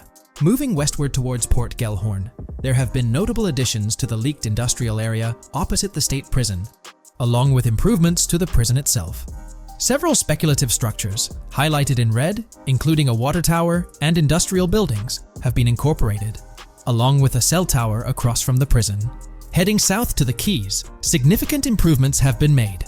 Adjustments to the landmass near the camera location, where the shot with the Dodal seaplane occurs, have been made based on speculative evidence. An airbase/runway has been added. along with guard booth and barriers visible in the trailer. Additionally, 2 speculative buildings marked in red, as well as the speculative naval area station, have been included. That wraps up all the updates to the GTA 6 mapping project. Share your thoughts in the comments below. There have been some significant changes with this update. But now, let's shift our attention to the discoveries made in the trailer. I also wanted to touch on these findings in this video.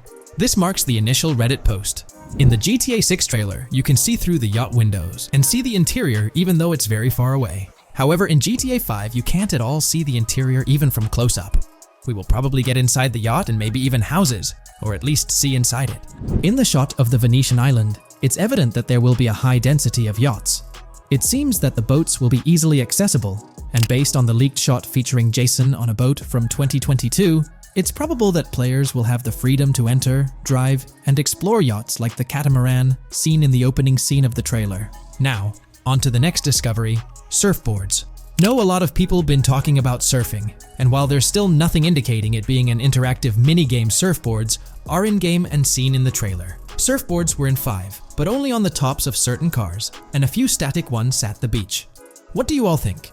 Will surfboards act as decorations like they were in 5?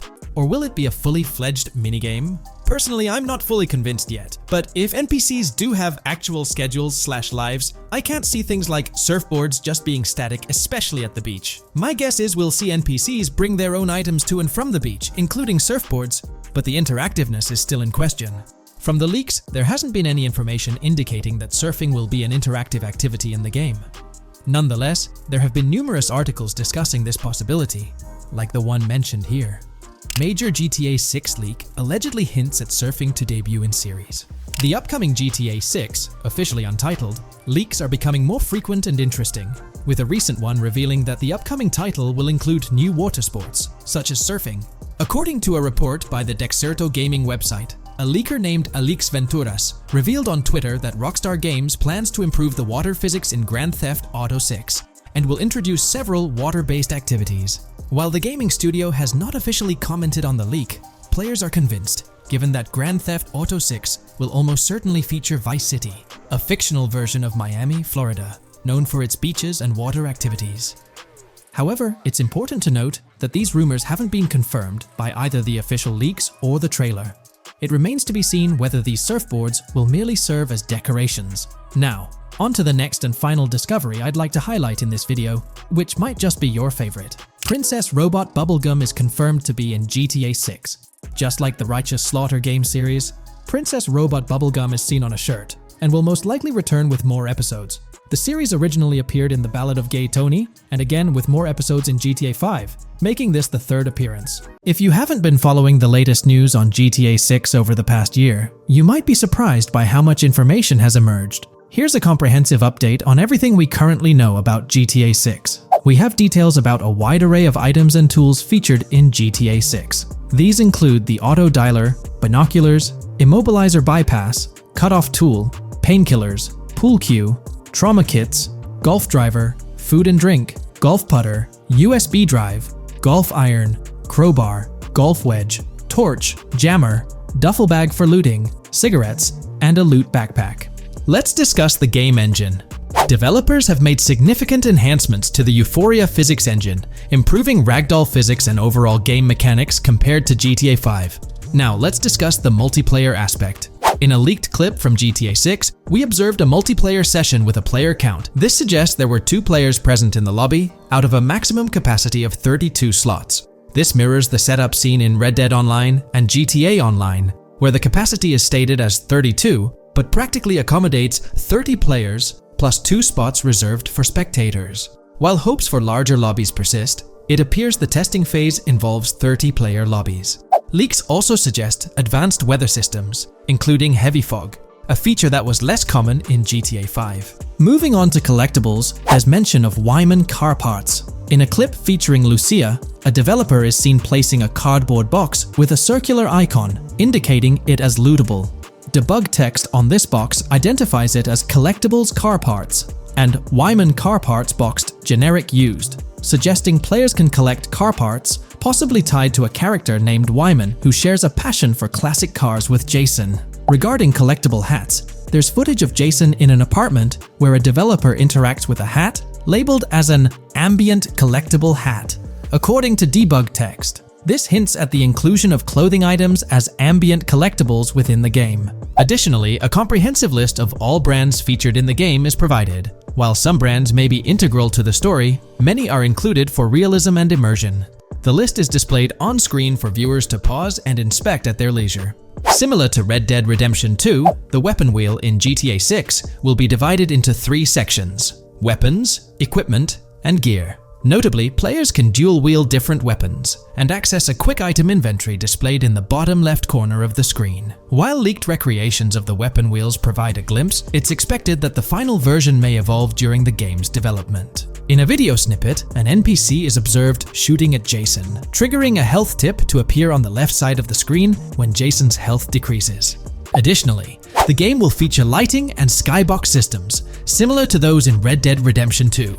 Promising improvements such as volumetric clouds and better lighting effects. Speaking of criminal activities, noteworthy events include the Hank's Waffles heist, where Jason and Lucia pull off a daring robbery. Other clips suggest Jason possesses an ability to perceive through walls. Additionally, there are events focused on searching vehicle trunks, which may yield valuable items or nothing at all. Lastly, delivery and pickup warehouse events are mentioned for Port Gellhorn, though specific details are still unclear. When it comes to accessible buildings, GTA 6 offers a wide range, including the Malibu Club, a pawn shop, Jack of Hearts Club, supermarkets, bars, restaurants, apartments, and laundromats, all enriching the immersive experience. Players will also have the ability to command the other character during a robbery. In leaked footage, a prompt advises players to either check in with Jason or hold for more options, indicating the potential to issue commands to your partner during a heist.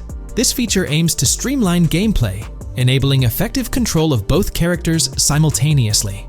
Unlocking doors and gates is also demonstrated, as shown in a video featuring Jason in the San Forsan area. Debug text indicates locked door panels, suggesting the necessity to unlock specific entry points. In addition, a new police system called Time Until Cops Dispatch has been implemented. Now, when you commit a crime, the police won't immediately arrive. Instead, you'll have a brief window to evade capture before law enforcement begins to converge on your location. Security cameras play a role in surveillance, but their function differs from GTA Online. Instead of instant detection, there's a detection meter similar to games like Payday 2 or 3. As the meter fills up, you must break line of sight within a certain time frame to avoid detection. Players also have the ability to restrain NPCs using zip ties, as seen in leaked footage. This feature enhances the realism of robberies, offering greater control over the situation. Additionally, players can loot vehicles, as briefly shown in the Hank's Waffles video. A button prompt to examine SUV suggests the ability to inspect random vehicles and potentially steal valuables from them. A while back, a significant leak revealed a plethora of potential world encounters, random events that occur as you navigate the game world. I've displayed these on your screen, and while I won't go through each one, you'll notice they're quite fascinating. From parking disputes to donut burnouts, protests, and even someone getting a concussion, these events add depth and realism to the world of Vice City. It's exciting to imagine strolling through such a dynamic environment where something is always happening. Take a moment to review them if you like. They're quite impressive. Moving forward, the community has endeavored to construct a map of GTA 6 based on coordinates and locations gleaned from leaks. This preliminary map outlines Vice City situated at the bottom right. The top section of the map remains somewhat enigmatic for now. Nonetheless, this initial map looks incredibly promising, and the excitement for exploring its intricacies is palpable. For the setting, we know about 3 different gangs in Vice City: San Forsan, a Haitian gang, the Guardia Brothers, and the far-right militia. These details create an exciting anticipation for what to expect in GTA 6. Now, let's delve into the variety of confirmed wildlife in the game. Players can expect encounters with snakes, seagulls, skunks, raccoons, alligators, wading birds, squirrels, southern leopard frogs, crayfish, lizards, skunk apes, pigeons, opossums, and even whales. While these are the animals confirmed so far, we anticipate discovering more upon the game's release. These are the species we're aware of at present. Fences in GTA 6 are not just physical barriers to jump over or drive through. They are individuals involved in illegal transactions within the game. Acting as middlemen, These characters buy illegal items from players to resell them to others. Now, let's explore the AI witness system and police recognition feature, which are notably significant.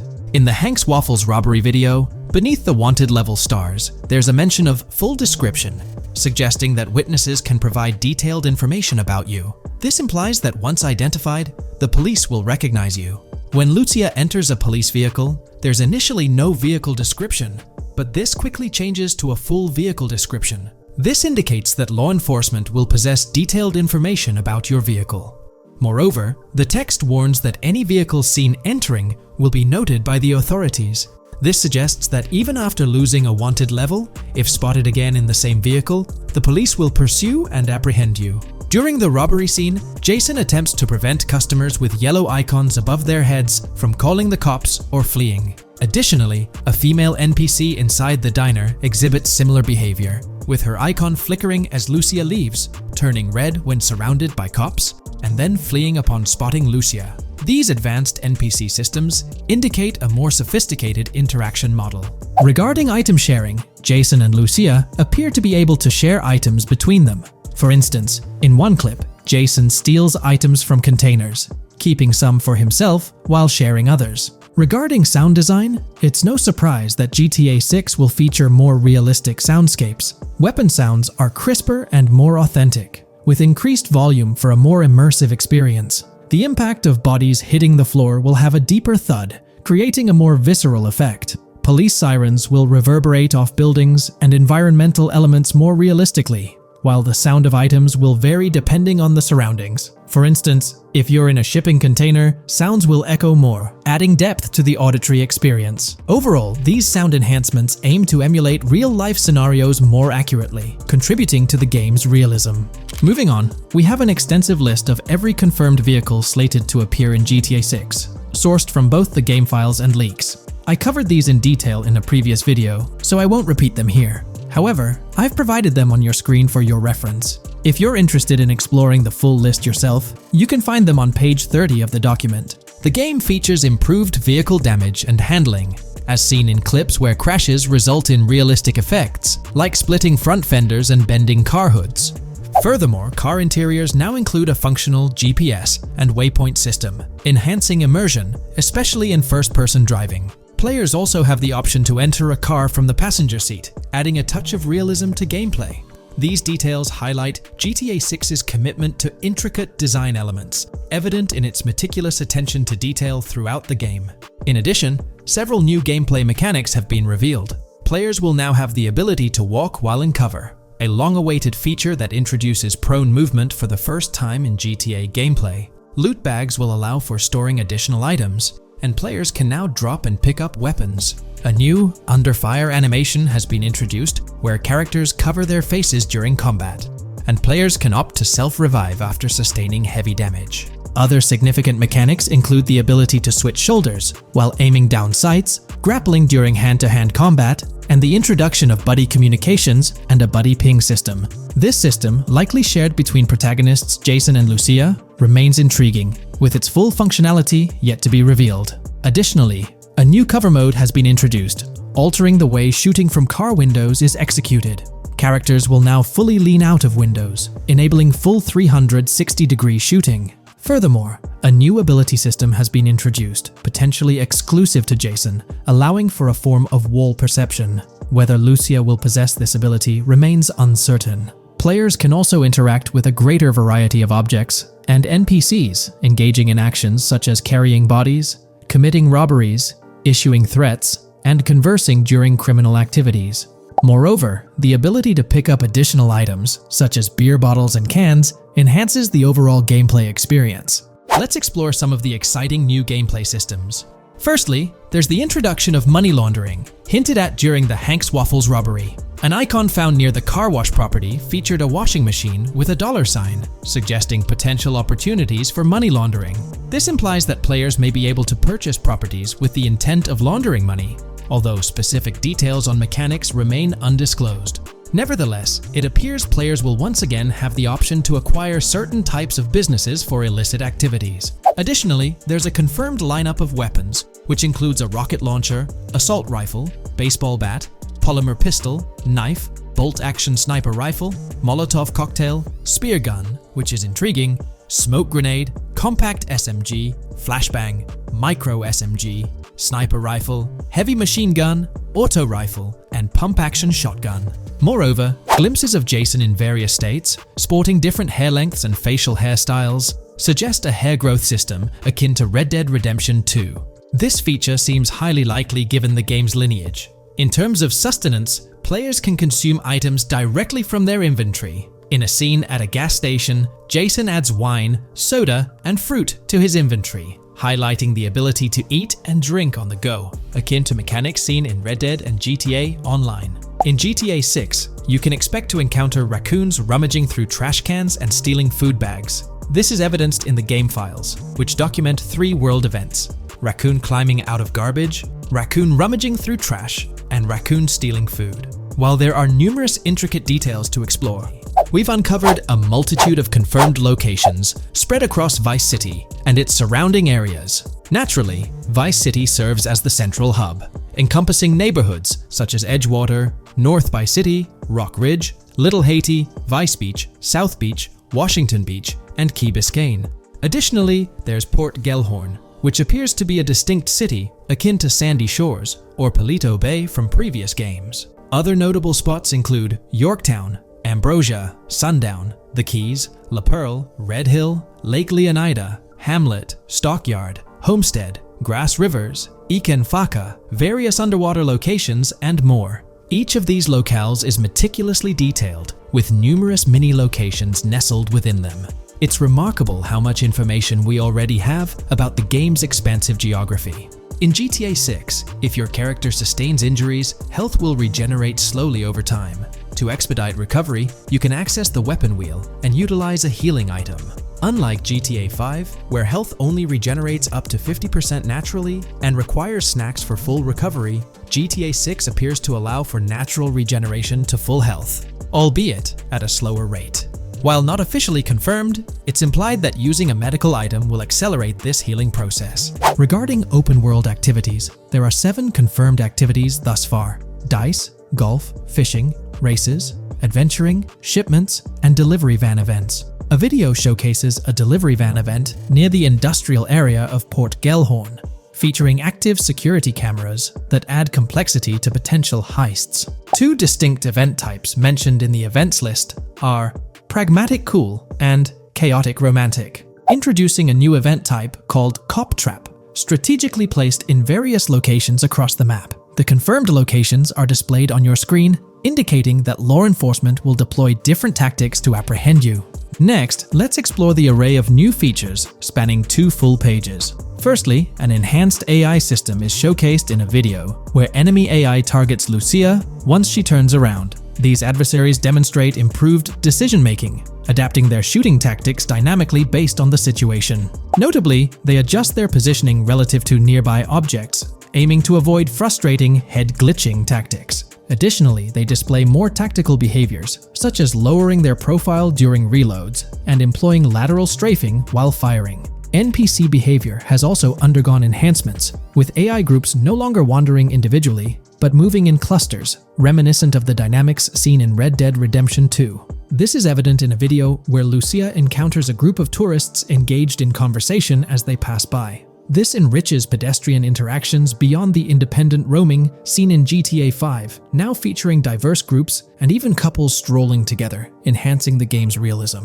A new gameplay feature allows players to surrender to the police during a robbery, introducing an intriguing dynamic with consequences yet to be fully revealed. Additionally, players can purchase gumballs from vending machines, potentially serving as a health boost, although specific effects remain speculative. Similar to GTA 5, your character's attire will accumulate dirt over time, adding a layer of realism. Hacking will also be a significant element, with Lucia seen carrying various hacking tools, though it's unclear if Jason will have access to these tools as well. Previous leaks suggested Lucia's role as the designated hacker, but further details will emerge in due course. Expect an enhanced car hijacking system in GTA 6. For example, the inclusion of an immobilizer bypass suggests that stealing luxury cars will be more challenging. Additionally, a tool called a Slim Jim will be used to unlock older vehicles, adding complexity to car theft. Moreover, events such as steel car in progress and steel car fail indicate potential complications during vehicle theft. Events like carjacking -cat and carjacking -advanced AI suggest further intricacies in vehicle-related activities. Finally, the document concludes with approximately 20 pages detailing locations found in leaks that correspond to real-world locales in Miami. This inclusion underscores the meticulous efforts put into crafting a rich and immersive game world. This video, we're delving into the most recent iteration of the GTA 6 mapping project. Our focus centers on a comprehensive analysis of the map's latest updates, incorporating newly unveiled areas and event coordinates derived from leaked information.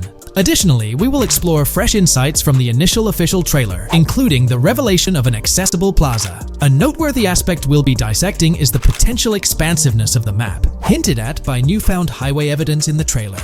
Furthermore, we'll examine a conceptual representation illustrating the potential magnitude of the GTA 6 map. The trailer also provides a glimpse of Starfish Island, a detail we'll thoroughly cover in today's session. Let's initiate our examination by diving into the GTA 6 mapping project. For those not aware, this stands as the most extensive and refined community-driven mapping endeavor, aiming to deduce the GTA 6 map with the utmost accuracy. This endeavor leverages evidence from leaks and the primary official trailer. In our previous map analysis, we scrutinized significant alterations in the Boardgorn and Grass Rivers areas, expanding the map to an impressive 18 by 8 kilometers. However, today's exploration will predominantly focus on alterations in the Vice City region. Rumors suggest that the GTA 6 map will encompass 3 major cities, with Vice City and Portgorn being the identified urban centers so far. Vice City, drawing inspiration from Miami, and Portgorn, a fusion of Gulf cities in Florida. The speculated third city could possibly be modeled after Orlando or Tampa. Earlier rumors hinted at Yorktown being the third city, approximately aligning with Tampa's location.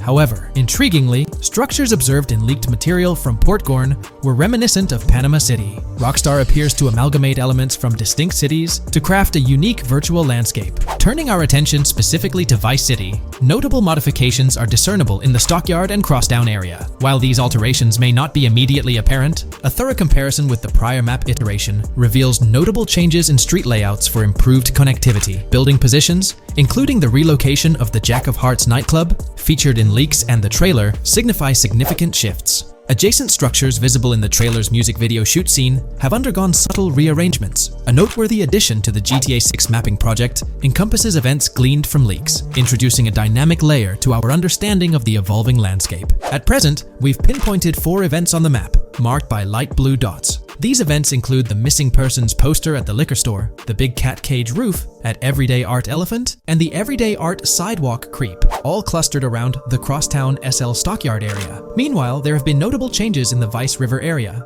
with some buildings rearranged and brought closer to the river. The overall shape of this area has also been altered, and a new marina building near the airport has been introduced, based on recent evidence. Another significant alteration concerns the incorporation of Ica and Belleville into Vice City. While their status remains speculative, with their names displayed in red, Ica is purportedly inspired by Alapata, a neighborhood in Miami-Dade, while Belleville draws parallels with Brownsville. Formerly perceived as small towns on the outskirts of Vice City, they're now considered part of the Vicedale neighborhoods, following fresh evidence. This reclassification potentially places scenes like the police officer pursuing the overweight individual in the Belleville neighborhood. Furthermore, a notable discovery linked to Tommy Vercetti's mansion has surfaced. Star Island's inclusion in the game has been confirmed, evidenced by its appearance behind the Rockstar Games title, and in a scene featuring a bikini-clad woman. This revelation solidifies its status as a game location, with strong ties to the original Starfish Island from GTA Vice City, where Vercetti's estate was situated. The prospect of encountering the mansion in-game, whether as an accessible structure or an abandoned relic, remains uncertain but tantalizing. The mention of Star Island remains speculative, as indicated by its red font, leaving the possibility open for it to be renamed Starfish Island or something else. These developments encapsulate the latest updates to the GTA 6 mapping project. Additionally, let's delve into a Reddit post that has garnered attention. I'm still very intrigued by the prospect. This is a full accessible plaza. The full access plaza featured in the trailer has piqued my curiosity.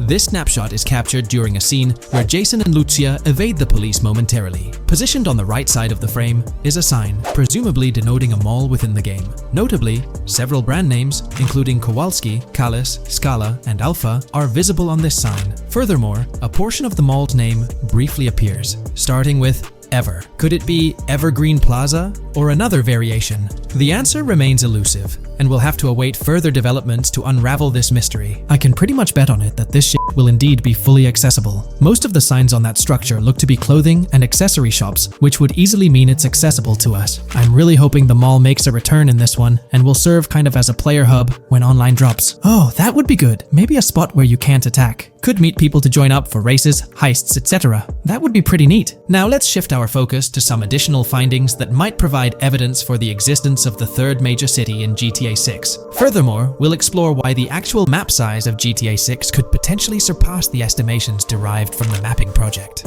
Possible map length. Since we don't know what's in the northern part of the map, and we're not sure if it ends where the current mapping project suggests, I thought the map could look something like this. I get that a map like this might be 4 times bigger than GTA 5, so it could be a lot, but we can't be sure about Rockstar's plans. I also think so, because on the east coast of the current map, we have Vice City's predicted beach areas going almost to the very top. Kind of feels like the map shouldn't just end there. And if Port Gellhorn is based on Fort Myers, then maybe Tampa and Orlando could be there too. But with the current borders, there's not enough space even for a small town. Also, shaped like this, the map would resemble actual Florida more. What do you think? Now, here's something to ponder. If the map indeed resembles this depiction, it would be quite astonishing. It's intriguing how the leaks have remained silent about the northern portion of the map. I'm curious to hear your thoughts in the comments. How far north do you speculate the map extends? Do you reckon it's just slightly beyond what's revealed in the mapping project? Or could there be a substantial unseen territory? Shifting gears, let's delve into a significant discovery. An observation on the size of the map using highway exits as a guide. I believe that 2 blink and you'll miss them shots from the trailer, combined with something I saw in the leaks, have given us a serious hint as to just how big the map for GTA V said might turn out to be, specifically north-south. The first is the shot of the man grabbing his crotch while stopped on the side of the highway. Specifically, the highway exit signs in the background. They suggest that this shot is being taken from just north of exit 14 on the highway, if turning left has you going east and turning right has you going west. What's more, the GTA V mapping project believes that the highway that this shot is taken from is Interstate 97. Adding to this, there's this shot from earlier in the trailer of the woman in the gold dress hanging out the top of a convertible traveling down I-404, heading towards a junction with 197. At the very start of that clip, you can catch the exit number on the sign she's driving under. You can't see all of it, but to me, it looks more like exit 18 than exit 1B. This one is more speculative though. Now, I'm about to get into the leaks, so I can't post any pictures. There's a clip in the leaks of a red ute heading northbound on 197 towards the exit 13 AB junction that takes 1 to Washington Beach and Ekanfinaka before crashing. The mapping project has been using the leaks to create their maps, and they've placed that stretch of 197 north of Mr. Crotch Grab from the trailer, running through the Stockyard neighborhood. This to me indicates that the highway exits are going to follow a realistic number pattern, with the number increasing or decreasing for every mile traveled. The question is, where does this put exit 12? Exit 11? All the exits going up to 1? I've taken the latest version of the mapping project's map and pointed out where exits 14 and 13 are located. Then, extrapolating from there and using the map's grid as a handy guide, I drew where all the exits further down the numbering scheme might be located. I ran out of room to put exit numbers at #9. If 197 is going to keep following the same numbering scheme all the way north until it hits exit 1, then it's likely that the map is going to be far bigger than we currently think it is, and what's been shown and plotted out so far. In fact, I think the only reason nothing's been plotted up there so far is because so much so far has focused on Vice City and its environs. 404.2 could wind up running just as far north, allowing for a few extra miles and exit numbers to accommodate it crossing the Everglades grass rivers before turning north, as I-75 in real life does. Bottom line, the map for this game is going to be enormous. There's been some chatter among you all about another potential scenario, the possibility of I-97 serving as a loop highway encircling the map's perimeter, similar to GTA 5. While this is a valid consideration, I've largely dismissed it due to a straightforward reason. As previously mentioned, I-44 boasts exit numbers and highway markers that suggest its considerable length, likely extending westward until it reaches the Gulf of Mexico before veering north, mimicking the real-life trajectory of I-75. If the map's northern boundary remains close to its current cutoff point, and I-97 extends west and south extensively, then it's plausible that I-44 would mirror this pattern in the opposite direction. While the notion of 2 loop highways isn't entirely implausible, it could potentially introduce redundancy. Additionally, In GTA 5, the Loop Highway wasn't simply labeled under one name. The segment along the coast was dubbed the Great Ocean Highway, while the inland stretch traversing the desert was referred to as the Sonora Freeway. Moreover, within Los Santos, various freeways possess distinct names and numbers, even when merging seamlessly, such as the Del Perro, La Puerta, and La Mesa freeways. My hypothesis currently is that there is a loop highway, but that one, 97 and I-404, are two halves of it. They both start in Vice City and intersect in Crosstown. 97 runs up the Atlantic coast. 404 runs west through the Grass Rivers, and then turns north to run up the Gulf Coast, and they both meet at a point further north. Whether that point is a city, a smaller town, or something else, that is still unknown. Feel free to drop your thoughts in the comments regarding everything covered in today's video, particularly this astonishing discovery. There's substantial evidence hinting at a larger map size, but I'm eager to hear your input, so don't hesitate to leave a comment below. In today's video, we're about to explore the intricacies of the Vice City mapping project, unraveling the mysteries of the latest map iteration. Join us as we meticulously analyze the details and draw insightful comparisons between the expansive GTA 6 map and its predecessors within the series. Our adventure doesn't stop there. We'll be immersing ourselves in the leaked information from 2022, unveiling a treasure trove of open-world activities. Brace yourselves for a comprehensive list featuring every nook and cranny on the GTA 6 map, showcasing not only new additions, but also the anticipated return of beloved locations from the iconic GTA Vice City, as hinted in the leaks. Let's kick off this exploration by delving into the heart of the GTA 6 mapping project. For those familiar with it, this official endeavor aims to provide a scale-accurate representation of what players can expect in the actual game. The map sprawls across two major cities, Vice City and Fort Gorn, and every detail is meticulously curated from leaks and the official trailer. Now, for those wondering about the seemingly expansive green spaces on the map, it's important to acknowledge the limitations of our knowledge. The apparent emptiness serves as a stark reminder of the scarcity of information currently available. The top portion of the map, appearing cut off, isn't indicative of boundaries or future expansions, but is rather a canvas awaiting details yet to be unveiled. Addressing rumors about the map's size, speculation abounds that GTA 6 will boast 3 major cities. While Vice City and Port Gorn are confirmed, the third city remains shrouded in mystery. There's a buzz that it might be Yorktown, potentially located north of Port Gorn. However, specifics about the placement of these locations marked in red are still elusive. Now, let's delve into the exciting prospect of exploring key locations on the GTA 6 map.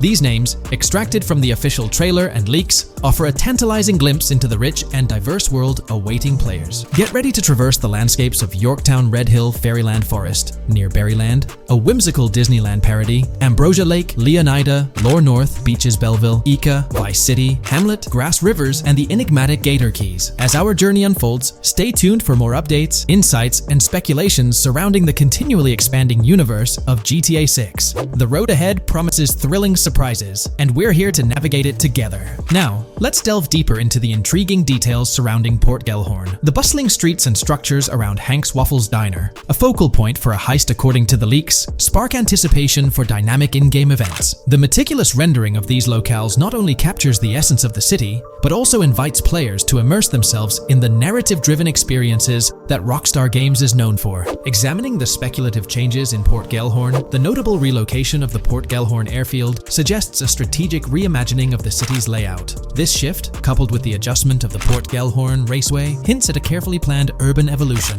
potentially altering the dynamics of the airport's placement within the city. The industrial sector of Port Gellhorn provides a gritty backdrop, with the iconic United States prison maintaining its imposing presence. The inclusion of the pawn shop, prominently featured in the trailer, underscores the developer's commitment to integrating real-world elements seamlessly into the game environment. Venturing southward, areas like Second Fina and Belleville remain enigmatic, their constant relocation adding an element of unpredictability to their final positioning on the map. Ambrosia La Pearl, steeped in mystery, teases players with its undisclosed location, heightening the sense of intrigue surrounding these diverse neighborhoods. Our exploration now takes us into the heart of Vice City, where a substantial chunk of the urban landscape unfolds before us. While speculation abounds regarding the placement of red buildings and names, the gray structures, sourced from both the trailer and leaks, serve as tangible landmarks, anchoring our understanding of the evolving cityscape.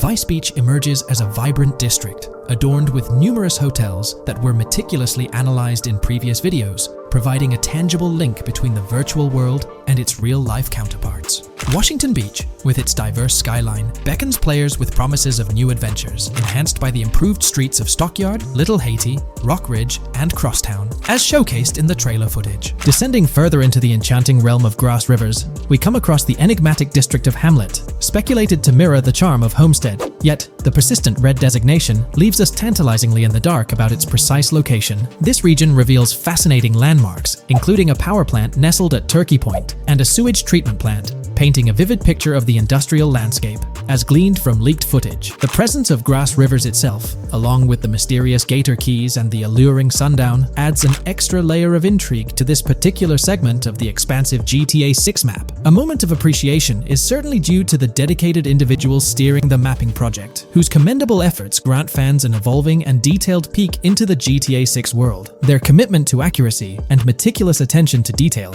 foreshadow an immersive gaming experience, setting the stage for the excitement surrounding the official release. Now, let's delve into a truly mind-blowing comparison that has set the gaming community abuzz. Our gaze shifts to the juxtaposition of Los Santos from GTA 5, Liberty City from the iconic GTA 4, and the highly anticipated Vice Beach from GTA 6. The comparison not only highlights the need for potential adjustments in Vice Beach's size, but also emphasizes the extraordinary density and detail that players can expect. Acknowledging the observed need for a slight enlargement of Vice Beach, the visual impact remains nothing short of extraordinary. The comparison underscores the incredible density that GTA 6 promises, reminiscent of the lively streets and vibrant atmosphere experienced in the streets of GTA 4's Liberty City. Speculation regarding the buildings in Vice Beach, as showcased in the mapping project, heightens the anticipation, with the close proximity of structures promising an unparalleled level of immersion and detail, evoking nostalgia from the beloved GTA 4 era.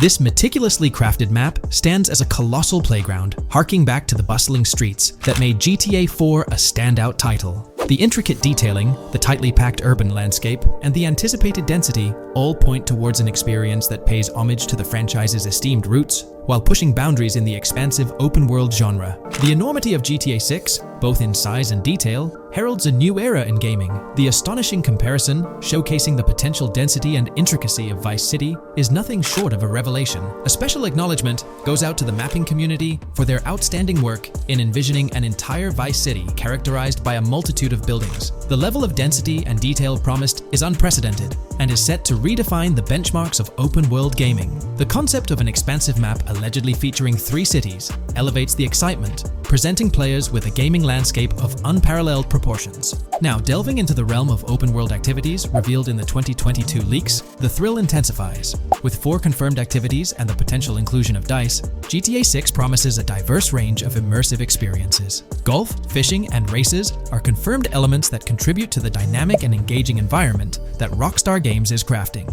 A particularly intriguing moment unfolds in the trailer, as Jason, visibly nervous, speeds away from a robbery scene, with Luke clutching the ill-gotten cash. In the distance, the iconic Topgolf in Doro makes a cameo, a real-world entertainment destination located in Doro, Florida. The climate-controlled hitting bays, HD TVs, and sports bar elements create an enticing backdrop for players to explore. This real-world integration adds a layer of authenticity, bridging the gap between the virtual and real worlds. Fishing, poised to be a serene yet potentially rewarding pastime, is expected to be available from various locations in the vast ocean. Races, an integral and adrenaline-pumping element of the GTA series, are set to deliver high-octane excitement that fans have come to expect from the franchise. Furthermore, a detailed list from the GTA 6 document unravels every location visible in the leaks on the GTA 6 map. This includes not only new and thrilling destinations, but also the return of iconic locations from the beloved GTA Vice City. The inclusion of familiar locales adds a nostalgic touch, creating a seamless connection between the past and the present within the expansive world of GTA 6. Now let's embark on a comprehensive exploration of some of the familiar locales, making a triumphant return in GTA 6. As unveiled by the mapping project. These recognizable names from the GTA Vice City era evoke a sense of nostalgia, rekindling memories of past gaming experiences. Leaf Links, Malibu Club, Washington Beach, Ocean Drive, Ocean View, and Little Haiti are just a few examples of the beloved spots that players will once again encounter in the immersive world of GTA 6. It's a poignant journey back in time as we rediscover these iconic locations, now reimagined and seamlessly integrated into the highly anticipated GTA 6 map. Venturing further into the extensive list of locations, our focus remains on the map, unveiling an array of intriguing places that contribute to the game's richness. Among these, the Jack of Seas nightclub takes center stage, having made appearances in both the official trailer and the leaks from 2022. While a detailed reading of every location is beyond the scope, feel free to pause the video and explore these fascinating spots at your own pace. From quaint small stores to the distinctive stone sculpture gracing Vice Beach, each location adds layers of detail and authenticity to the sprawling game world, some of which have been exclusively revealed through leaks. Shifting our gaze to Port Gilhorn, a diverse array of captivating places awaits discovery. The car wash, soccer field, a bustling basketball court, the Ambrosia farm, and the intriguing King Neptune statue are just a glimpse into the eclectic offerings in this part of the map. Sailing through the Keys, exploring underwater ruins, investigating an underwater research facility, and contemplating the mysteries of the Bermuda Triangle add an extra layer of fascination to the GTA 6 experience. With the unveiling of the mapping project, the sheer depth and meticulous attention to detail that Rockstar is investing in the GTA 6 map become even more awe-inspiring. The possibilities for Easter eggs and hidden secrets in this expansive and densely packed landscape seem limitless. As we peel back the layers, the anticipation and excitement for the intricate world Rockstar is crafting only intensify. From 2022 and onward, a group of passionate GTA fans have been diving deep into GTA 6 gameplay leaks, and what they discovered was wild. Their mission? They're trying to map out the entire landscape of GTA 6 before Rockstar Games even releases the official game. And guess what? They're actually making some serious headway. This is all about the ongoing GTA 6 mapping project. So, how did this whole endeavor start anyway? It's an interesting story that not many folks are aware of. You see, there was a similar craze back when GTA 5 was announced. Back in 2011, a group of dedicated fans took it upon themselves to predict and sketch out the layout of GTA 5's terrain. How did they do this? By meticulously analyzing every single trailer that Rockstar Games dropped in the year leading up to the game's eventual release in 2013. The surprising part? When the game finally hit the shelves, a substantial chunk of what these fans had mapped out turned out to be surprisingly accurate. Sure, there were a few locations that were a bit inaccurate, like the military base being off and the dam placed in the wrong spot. Also, there were some variations in the overall shape of San Andreas, but considering they solely relied on Rockstar's official footage and had put in 2 years of work, their accuracy was pretty commendable.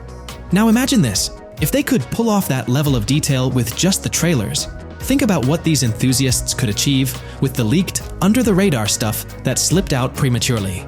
Plus, add in an extra year of combing through details and data. This mapping project is being led by a user called Dupzor, who is the project manager of this whole thing. On September 18th, 2022, when a massive leak dropped over 90 minutes of GTA 6 footage, the map enthusiasts went into full gear. While I can't exactly showcase the leaked content here, what really sparked the interest of the community were the coordinates embedded within the developer's HUD. These sneaky numbers revealed the exact whereabouts of the player concerning the game map. And let me tell you, GTA 6 fans wasted no time diving into this goldmine of information. With these coordinates in hand, the community went Sherlock Holmes mode, meticulously mapping out the game's terrain and identifying key locations. For instance, in one intriguing clip from the leaks, Lucia and Jason were caught in the act, robbing what seemed to be a Waffle House. This incident was marked by a simple white dot on their evolving map project. But it wasn't just a random dot, it was a significant clue. By cross-referencing the coordinates provided in this clip with other glimpses from the leaked footage, they managed to calculate the spatial relationships between different spots showcased in the leaks. This detective work allowed them to gauge distances and plot out the relative positioning of these places within the game world. However, it didn't stop there. The community didn't solely rely on leaked footage. They combined their detective skills with the official trailer and, using a blend of educated guesses and hard data, endeavored to include every conceivable road, building, and landmark featured in the GTA 6 map. The goal? To create a comprehensive and accurate representation of the game's virtual world based on all available tidbits of information. It's a fascinating process that demonstrates the dedication and passion of gaming communities in piecing together the puzzle of what to expect in GTA 6. Since the leaks hit, the GTA community has been on a mission, working tirelessly to piece together the game's map. Their focus has mainly been on sketching out the main areas, the cities, towns, and key landmarks. It's been quite a collective effort, with everyone trying to contribute and fill in the blanks based on whatever clues they could find. Then, the trailer dropped, and it was a whole new ball game. Among all the fast cars and flashy scenes, Rockstar slipped in a subtle surprise for the observant fans. After a few days of dissecting the trailer frame by frame, someone spotted it, a tiny image hidden in the bottom right corner of the ending screen. And guess what? It looked like a map snippet. Naturally, the community went into full detective mode. They put on their magnifying glasses and compared this mysterious map with the one they'd been building from the leaks. There were some similarities, especially with the layout of the right side and the presence of separate islands at the bottom, surrounded by water. But here's the catch. That image was pixelated to the max. It was like trying to figure out a puzzle with half the pieces missing. The lack of detail made it nearly impossible to confirm if it matched their map. This whole revelation sparked a heated debate among fans.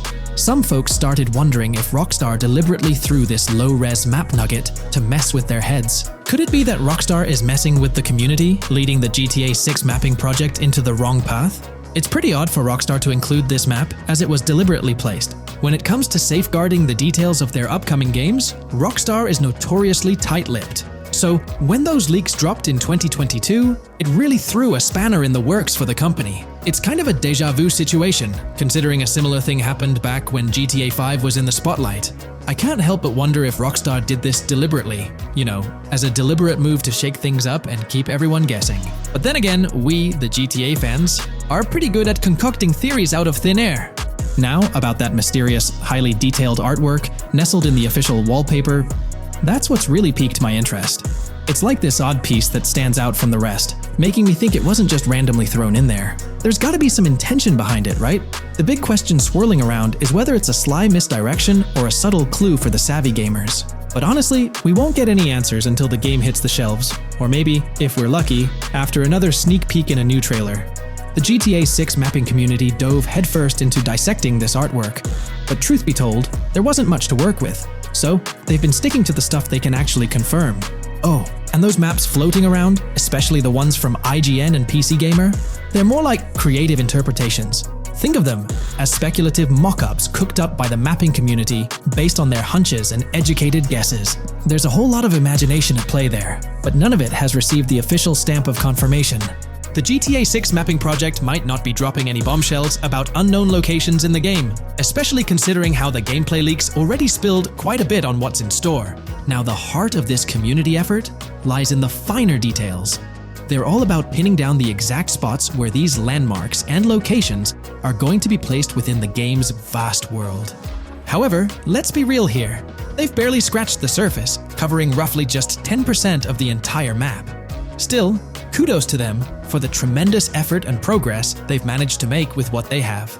What's confirmed, though, is that this map in GTA 6 is going to be an absolute beast, nearly double the size of the already sprawling map in GTA 5. They've made strides, particularly in fleshing out the Miami Beach region seen in the trailer, those gorgeous Venetian islands from the breathtaking aerial shot, and even narrowing down the location of Lucia's incarceration in the game.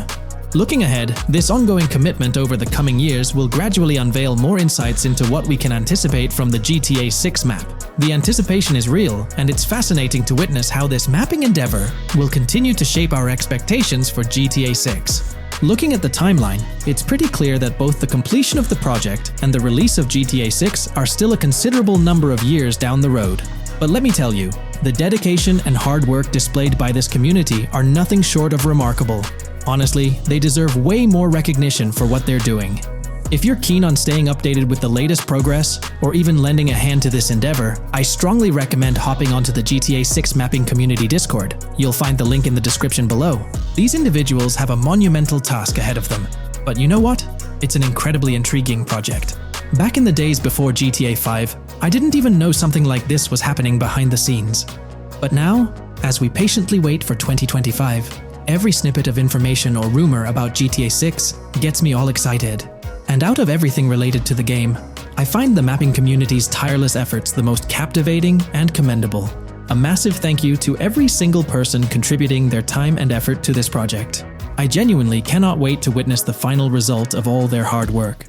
Taking a deeper dive into GTA 6, we find out new info around the highly anticipated Trailer 2, highly probable predictions, and the projected timelines associated with this game. Post the unveiling of Trailer 1 on December 5th, 2023, providing enthusiasts with a tantalizing glimpse into the world of the forthcoming GTA installment. Rockstar has maintained a notable silence.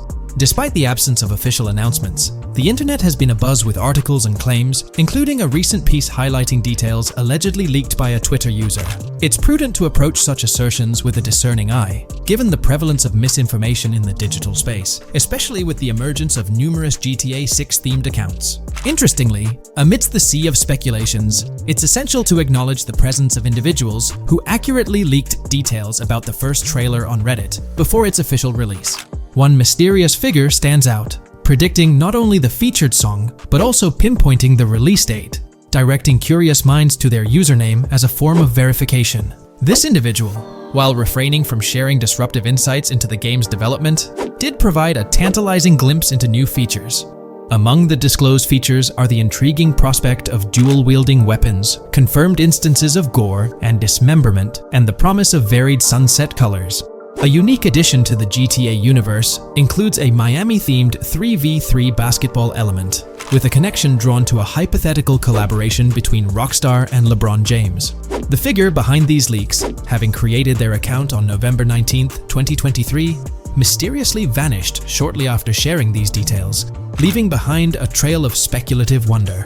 As we navigate through these uncharted waters of gaming anticipation, the veil of mystery surrounding GTA 6 continues to captivate and enthrall gaming enthusiasts worldwide. Diving deeper into the intricacies surrounding the leaked gameplay footage, it's important to clarify that what we witnessed is not a true representation of the final product.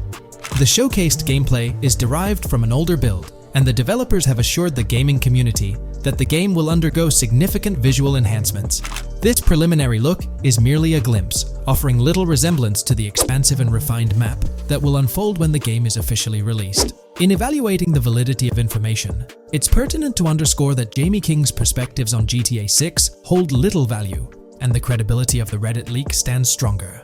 As is customary in the gaming landscape, a level of skepticism is warranted, particularly given the prevalence of misinformation circulating through various GTA 6 related accounts. Now, turning our focus to the anticipation surrounding the release of the second trailer for GTA 6, historical trends provide valuable insights.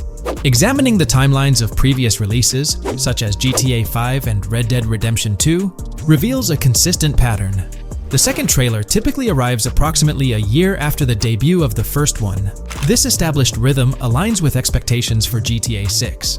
Considering the guidance from Rockstar and its parent company, Take-Two Interactive, which envisions the game's release in fiscal year 2025, ending on March 31st, the stage is set for an eagerly awaited gaming experience.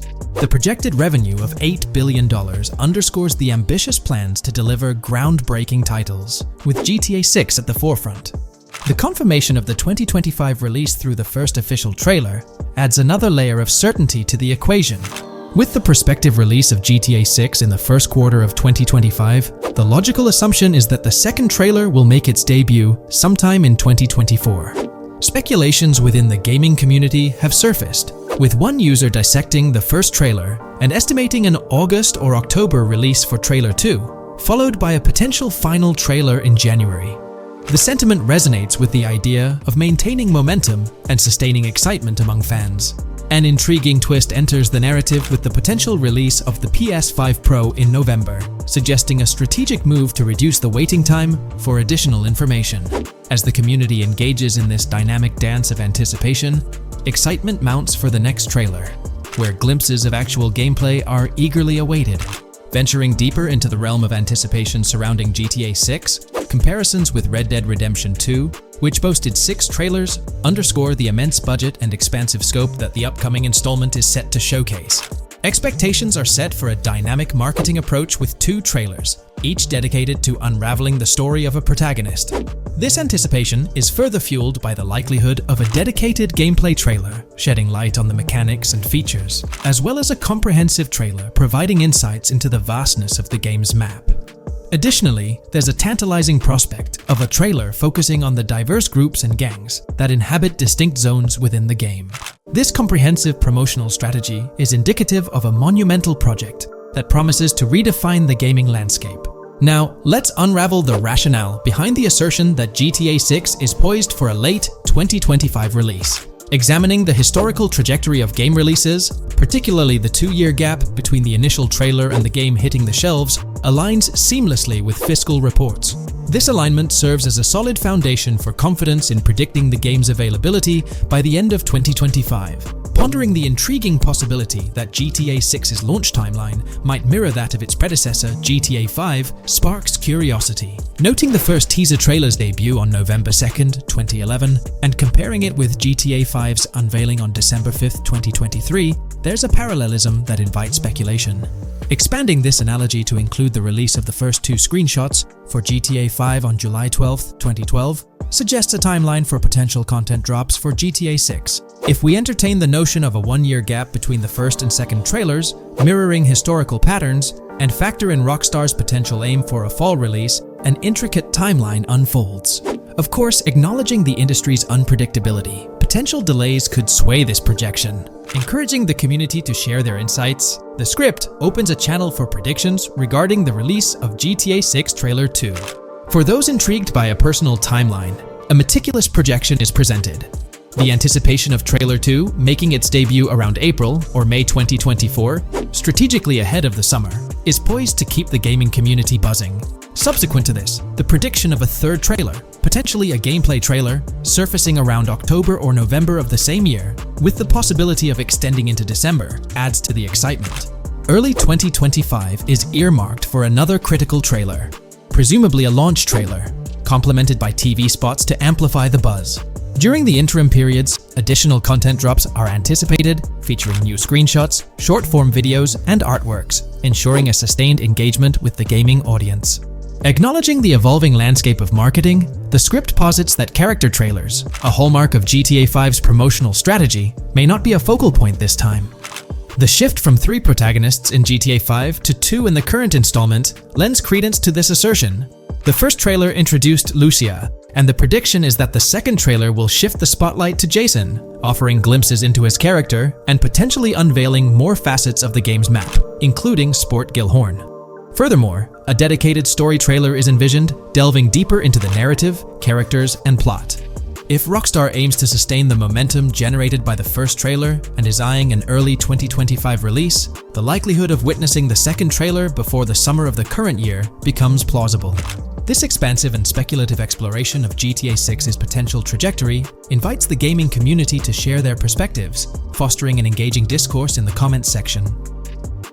Hey there! In this video, we're diving into an upcoming terrain system in GTA 6 brought to you by Rockstar Games. Additionally, we'll explore some cool graphics enhancements like ambient occlusion, global illumination, and material tinting slated for the next GTA. The scoop comes straight from an official patent filed by Take-Two Interactive, Rockstar's parent company. So let's kick things off by checking out the patent titled Method and Apparatus for Enhanced Graphics Rendering in a Video Game Environment. According to Rockstar Games, the rendering of real-time graphics usually happens in a pipeline setup like this one. At the core of it, the process kicks off by handling 3D vertex information, moving on to render pixel-level details like light color and shadows. In the current systems, one or more shaders are employed for this pixel-level rendering. These shaders are essentially programs that operate on the GPU. The challenge in rendering lies in finding the right balance between realism and detail, while ensuring smooth performance, aiming for that higher frame rate. For example, a virtual world should illustrate various terrains that mirror a number of lifelike geographical areas. Each of these terrains can provide unique interactions with a virtual character in the video game. By way of example, a virtual player traveling through sand or snow should leave footprints that are different than the virtual player walking down a concrete sidewalk.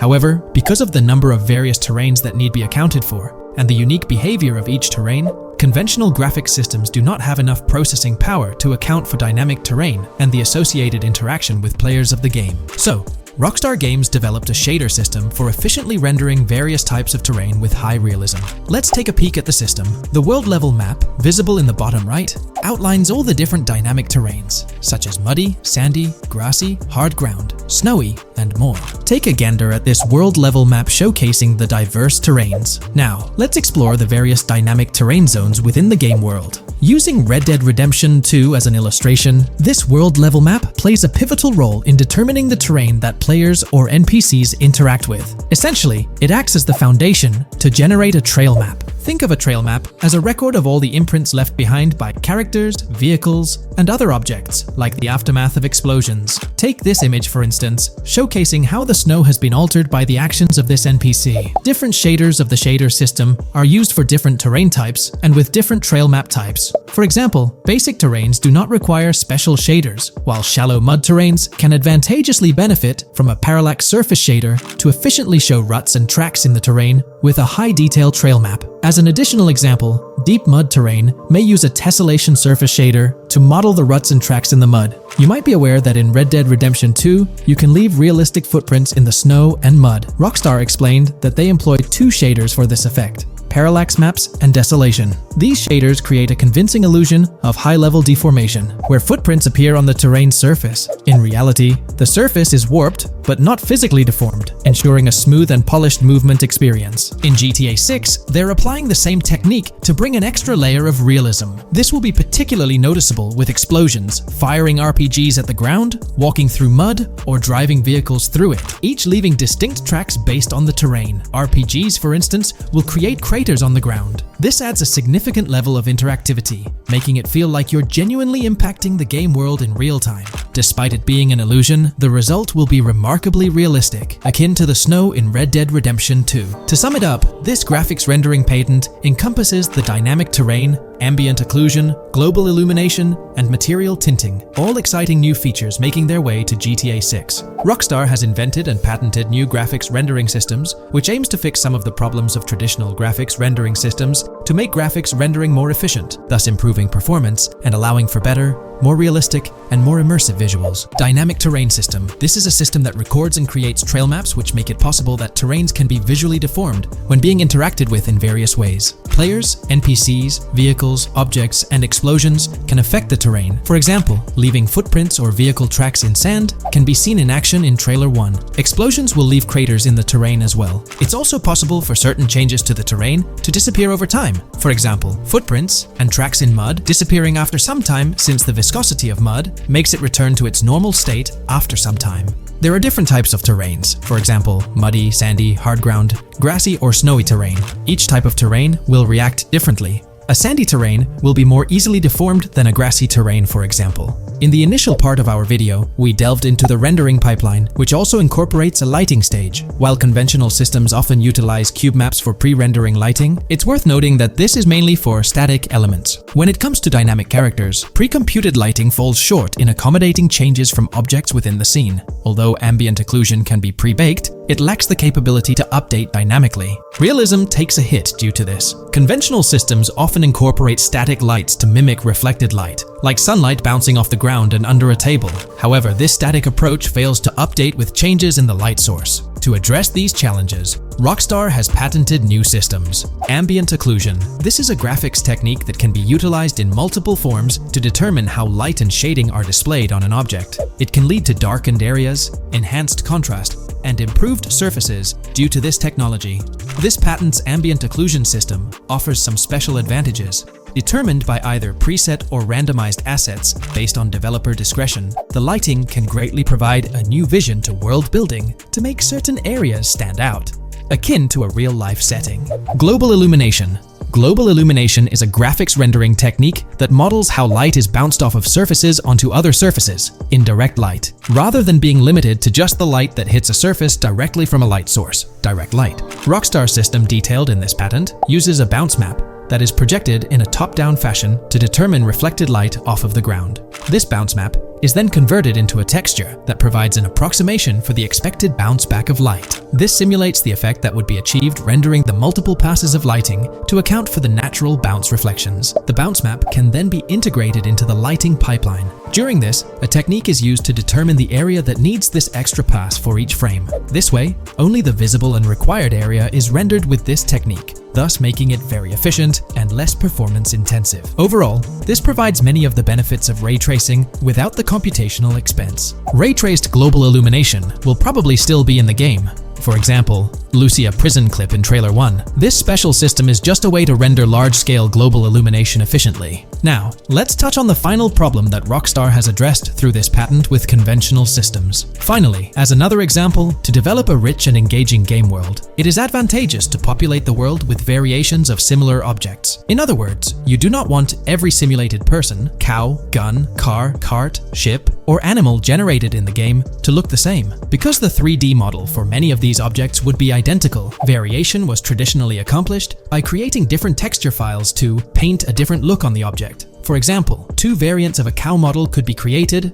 one with a texture to create a brown cow, and the other with a texture to create a black cow. These prior art systems created the desired variety at the cost of artist time, computer memory, and resources to maintain a multitude of different hand-authored variants for each in-game object. To combat this, Rockstar is introducing material tinting. RDR2 had a system that could tint the color of clothes to create far more variations on NPCs. This new patent is an evolution of that system and allows for creating of several in-game object variants from a single model. It can not only modify an object's colors, but other material properties, such as metalness and lighting parameters, or add additional layers to it, such as mud, snow, or dust as well. Envision the extent of customization that awaits in this game. Summing up the official patent for graphics rendering, it's evident that Rockstar has elevated numerous systems from Red Dead Redemption 2. Share your thoughts on everything covered in today's video in the comments below.